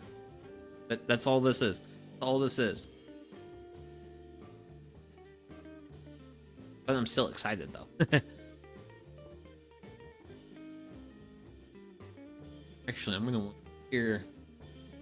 I'm gonna want to stir this before I take it out of there and put it into the fermenter. So I'm gonna go ahead and just throw my little. I'm actually curious of the temperature of my mash tun water, because right now that mash tun water is reasonably warm. Also, I can now get a pretty good clear view on my final liquid level here at the brew kettle. I'd say I'm at probably like 5 and 1. No, I'm not a quarter. I'm below a half, but in between a quarter. Oh yeah, so I should be able to say it's like 5 and 1/3 gallons. 5 and 1/3 gallons. Pretty reasonable. Pretty reasonable.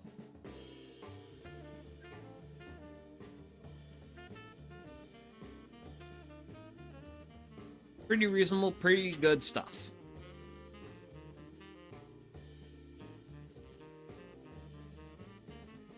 But yeah, I guess as we let this just like chill and hang out, like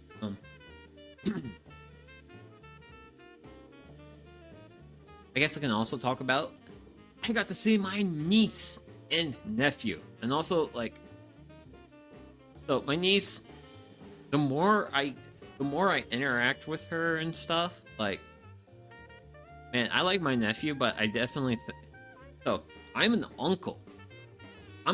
I can be like, yes, this is my favorite like niece nephew, and the niece she is doing a very good job of winning me over to her side. I definitely think that in probably like 10 years or so, like once she becomes like more of like a proper kid rather than a toddler, she's gonna be the person I'm gonna want to be like, you, let's go on an adventure.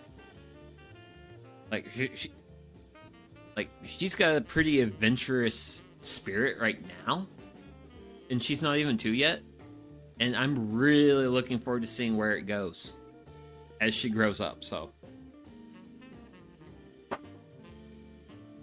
but yeah, I was actually babysitting them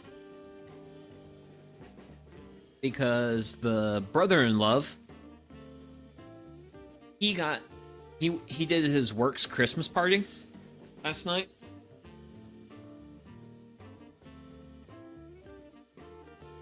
So him and my sister, they went and did that, and the uncle watched the kids, sort of deal.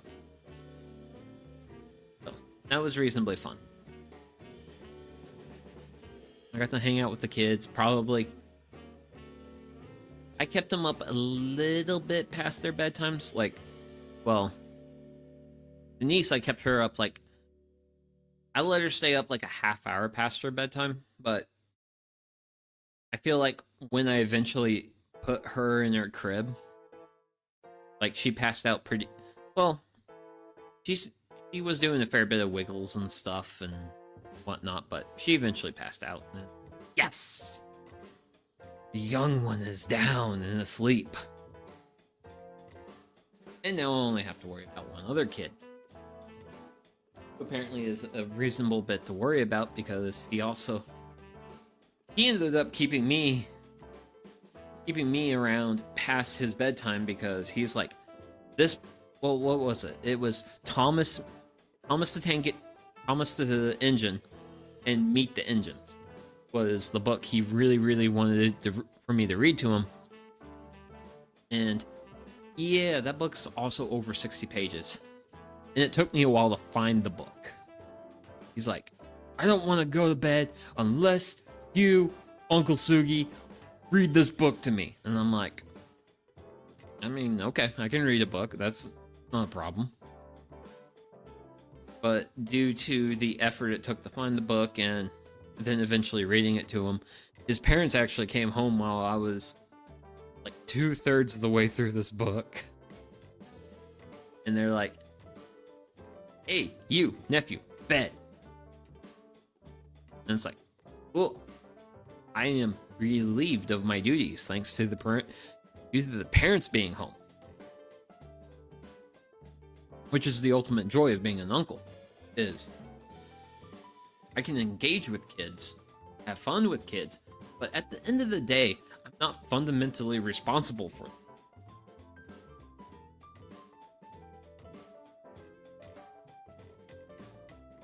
That's definitely chilled down a lot. And I'm gonna put this in.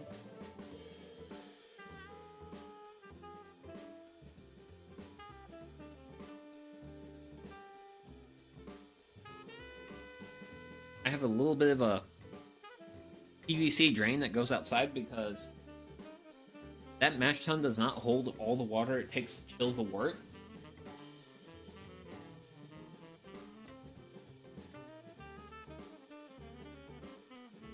Give that a nice.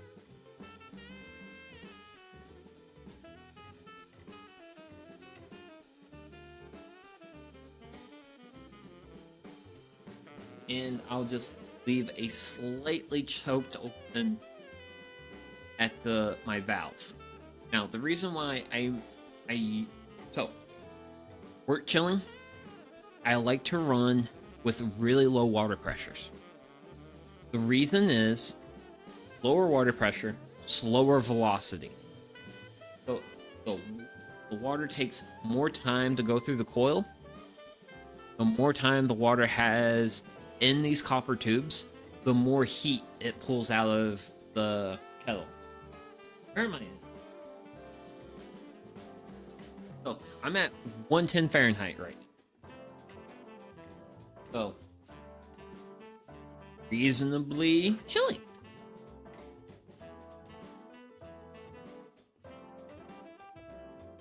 I'm not super cold. I mean, I'm still 30 degrees above my target. Because honestly, I pull my wort out at 80. There's people who are like, yeah, I wait until I'm like 70 or something, and I'm like, nope, I don't got time for that. I don't got time for that. So here's my little like yeast thing. I'm gonna give this a good stir. And now I have a very healthy yeast slurry. Which I'm gonna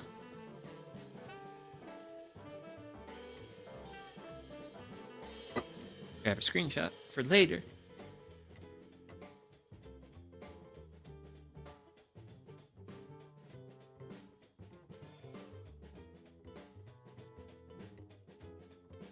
So the temperature of my mash tun water is over 110. So this water is warmer than the wort in the brew kettle right now. And 110 water it's reasonably warm and it's reasonably good for cleaning stuff. As you can see, I have a lot of green stuff here. There's going to be some green stuff left on the bottom. Yada yada. All that good stuff. Like, I'm gonna have a lot of... I'm gonna have a reasonable amount of cleaning up to do.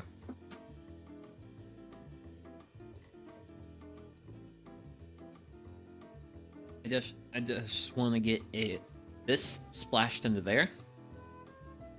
For the end goal of... I'm going to put a little bit of my sanitizing solution that I currently have in my fermenter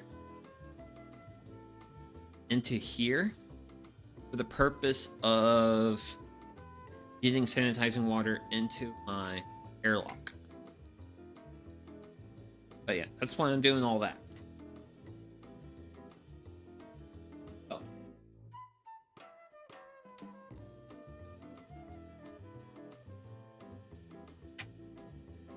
This is the part of circulate the wort. Let the wort chill. Wait a moment. Circulate the wort. Wait a moment. Circulate the wort. Wait a moment. Just gotta chill and hang out. Let the process do its thing, because at one okay, so there's now a bee in my shop, and I'm just like, your bee. Like, it has been below freezing.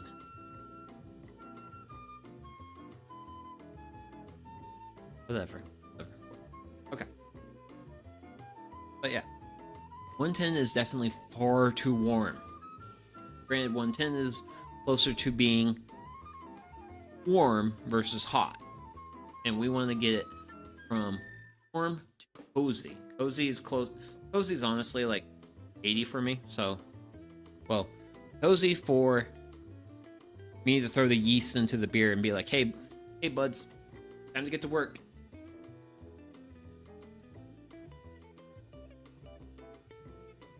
But we got a while to go before we hit 80. But that's also like the whole thing with like the chilling of the work process. I know I kind of want to experiment with this, and that is boil some water, sterilize it, and then take that boiling water and throw it in the ice cube trays, and then basically have sterilized ice cubes. Because I've heard some people will take those sterilized ice cubes and they will just throw the ice cubes into the wort, and that's a really good way to like chill your wort down, which at the point where I'm at, I am definitely tempted to consider ideas like that, because I would love it if I could chill my wort and be done with wort chilling in like 15 minutes. If I could chill my wort in 15 minutes, holy smokes, that'd be wonderful. But yeah, not quite there. Well, I don't also have that option available to me.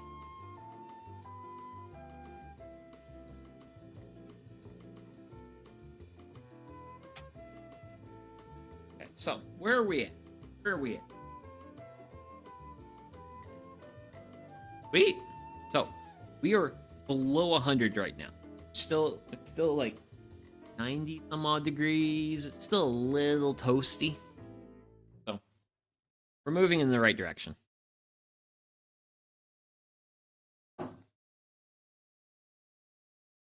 Granted, once we get like properly below like 90 degrees, I'll probably go ahead and start pulling the wort out. All that fun stuff. Cool. So, process and procedures moving forward. At the end of wort chilling, turn off the wort chiller, remove wort chiller. Wort chiller goes to mash tun for cleaning.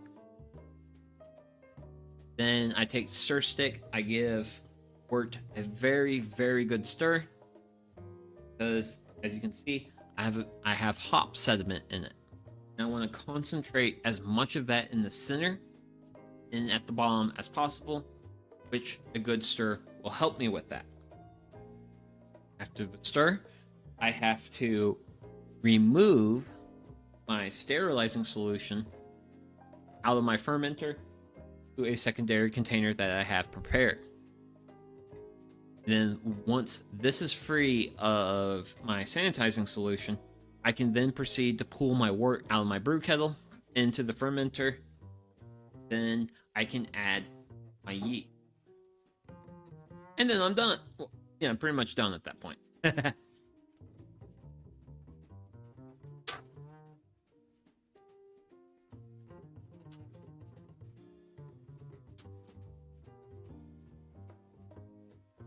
And then I can be like, hey everyone, stream at this point will be done. So yeah, we're definitely on our last spurt, if you will. Granted, this is also like the reason why I like doing the reason I like doing brew streams, these brewing streams, is it's reasonably close to my wheelhouse. I mean, I'm okay with like my tool, like doing like woodworking and stuff, but this is I've brewed beer 55 times with today, and it's like when stuff's happening, I can just be like, oh, I've been here, I've done this. Like, all I have to do, follow the process, respect the process, and things will work out.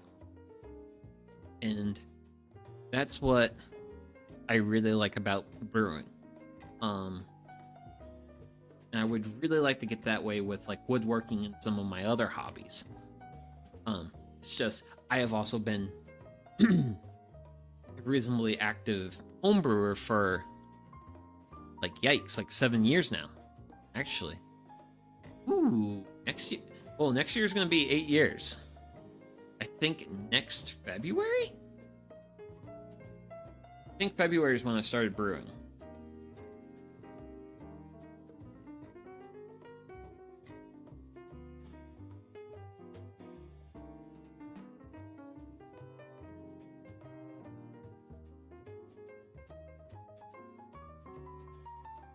Damn it. It's a while before I started actually taking like date notes, but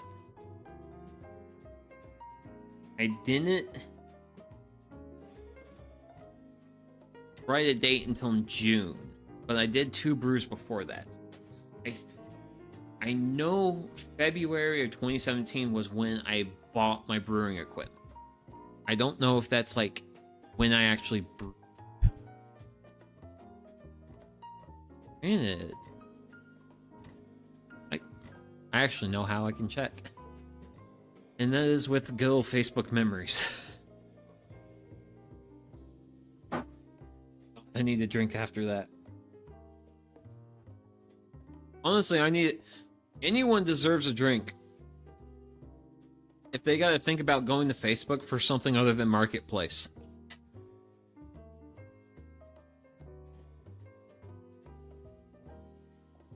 Because Facebook Marketplace is basically Craigslist 2.0. And it's kind of good. And I say kind of good. There's some issues with it, but I feel like that's with like any. But yeah, honestly, I've acquired tools from Facebook Marketplace. My planer came from there. My bandsaw came from there. I've acquired some tools. I've sold some things. I've had a positive enough experience with Facebook Marketplace it's been positive enough to justify Facebook's existence in my life. Personally. Okay. Yippee! So, below 85 degrees here. So, we are basically at the tail end of today. I'm gonna let the rest of the wort fall off this wort chiller.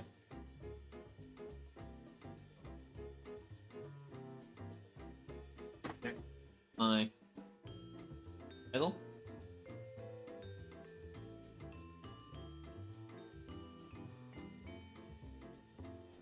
My stick that's been sanitized. I am going to give this brew kettle the biggest stir ever.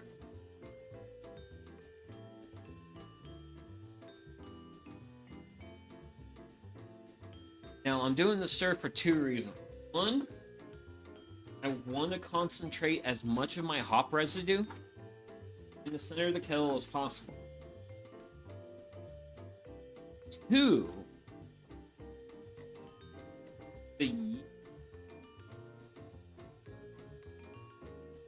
My yeast need a reasonable amount of oxygen. So, giving it a really big stir like that exposes a lot of that wort to the air. And this is actually the one time in the brewing process where you want to expose your wort to air. You want to dissolve a little bit of oxygen. So that's that thing. I've got a little bit of sanitizing solution here. That's going to be used for my airlock. Now I got that sanitizing solution out of my bucket. And I'm also going to swirl my bucket a little bit, just to kind of get some on the wall, higher up on the wall.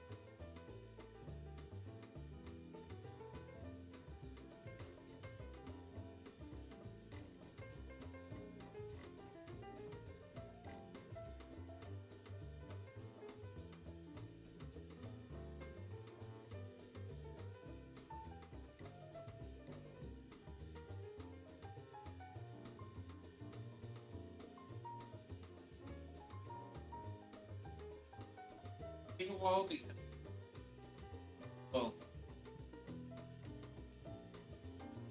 size of a little small.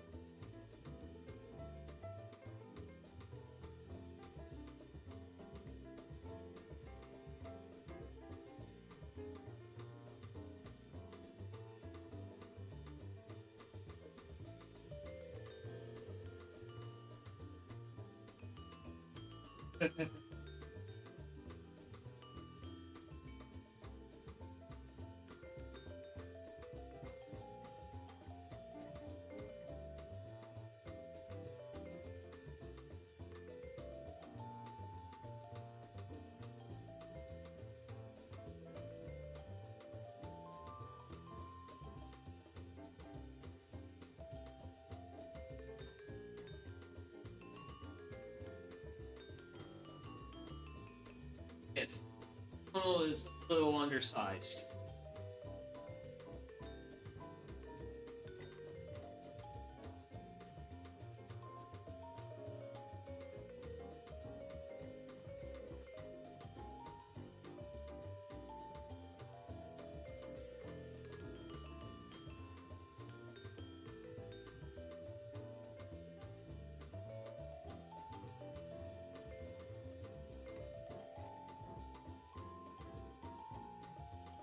Mostly.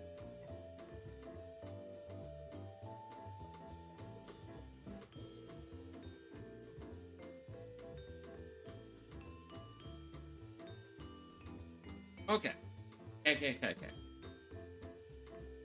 I have a fermenter, sanitized, clean, ready for beer.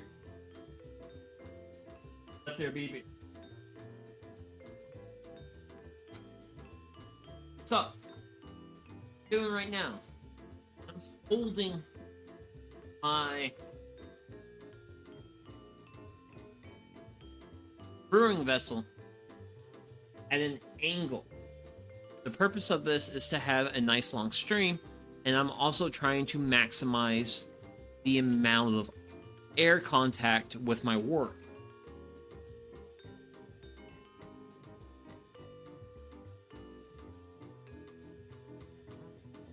But yes, it is definitely a very finicky thing. But this is, like, we are almost done. This is truly home stretch.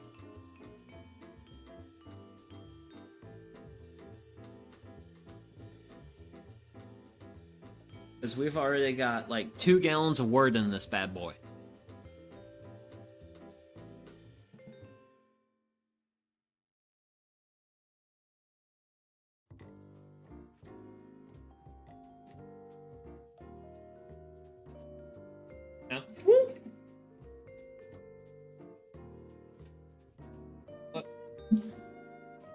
Actually, let's do... Just get... Whoa! Whoa! Okay, well...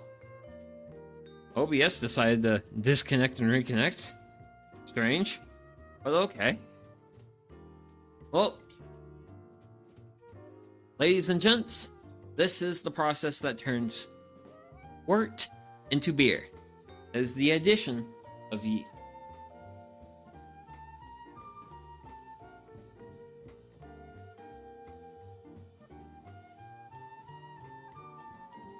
And with that, this is now legally beer. Granted, there's no alcohol in it because the yeast haven't their time to do their job yet, but legally it's beer.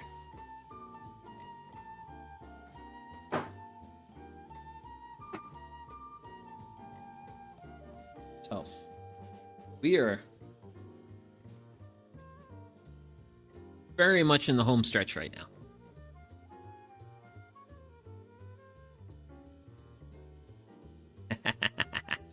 And I'm honestly very thankful to finally be at this point because wowzers. Yeah, these brewing streams are definitely like the longer of the streams I do. Oh. But today's been fun.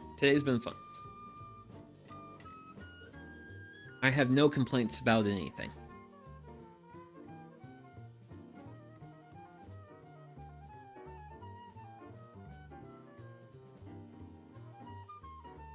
It's the end. You'll start to see slightly more and more amounts of like hop residue in the brew kettle. Or below our 1 gallon mark. Slowly, easily.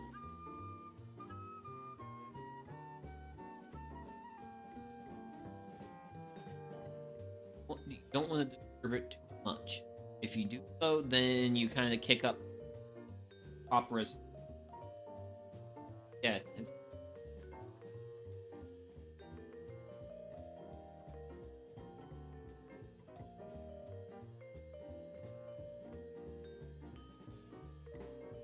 Okay.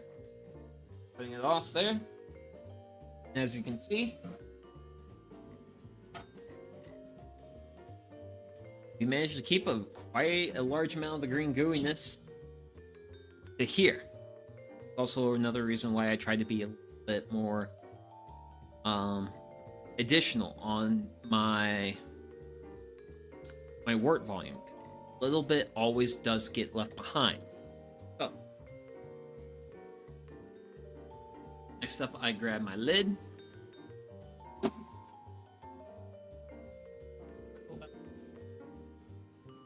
My handle's on one side, and I want my airlock to be on the opposite side of my handle.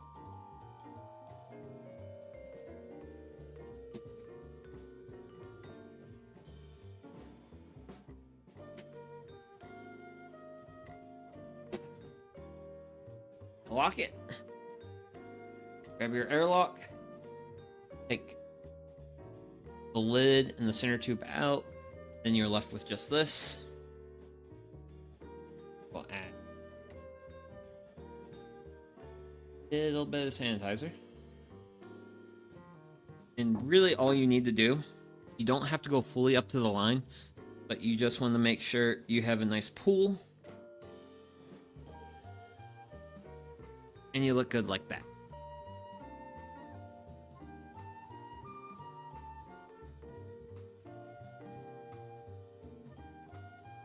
Oh.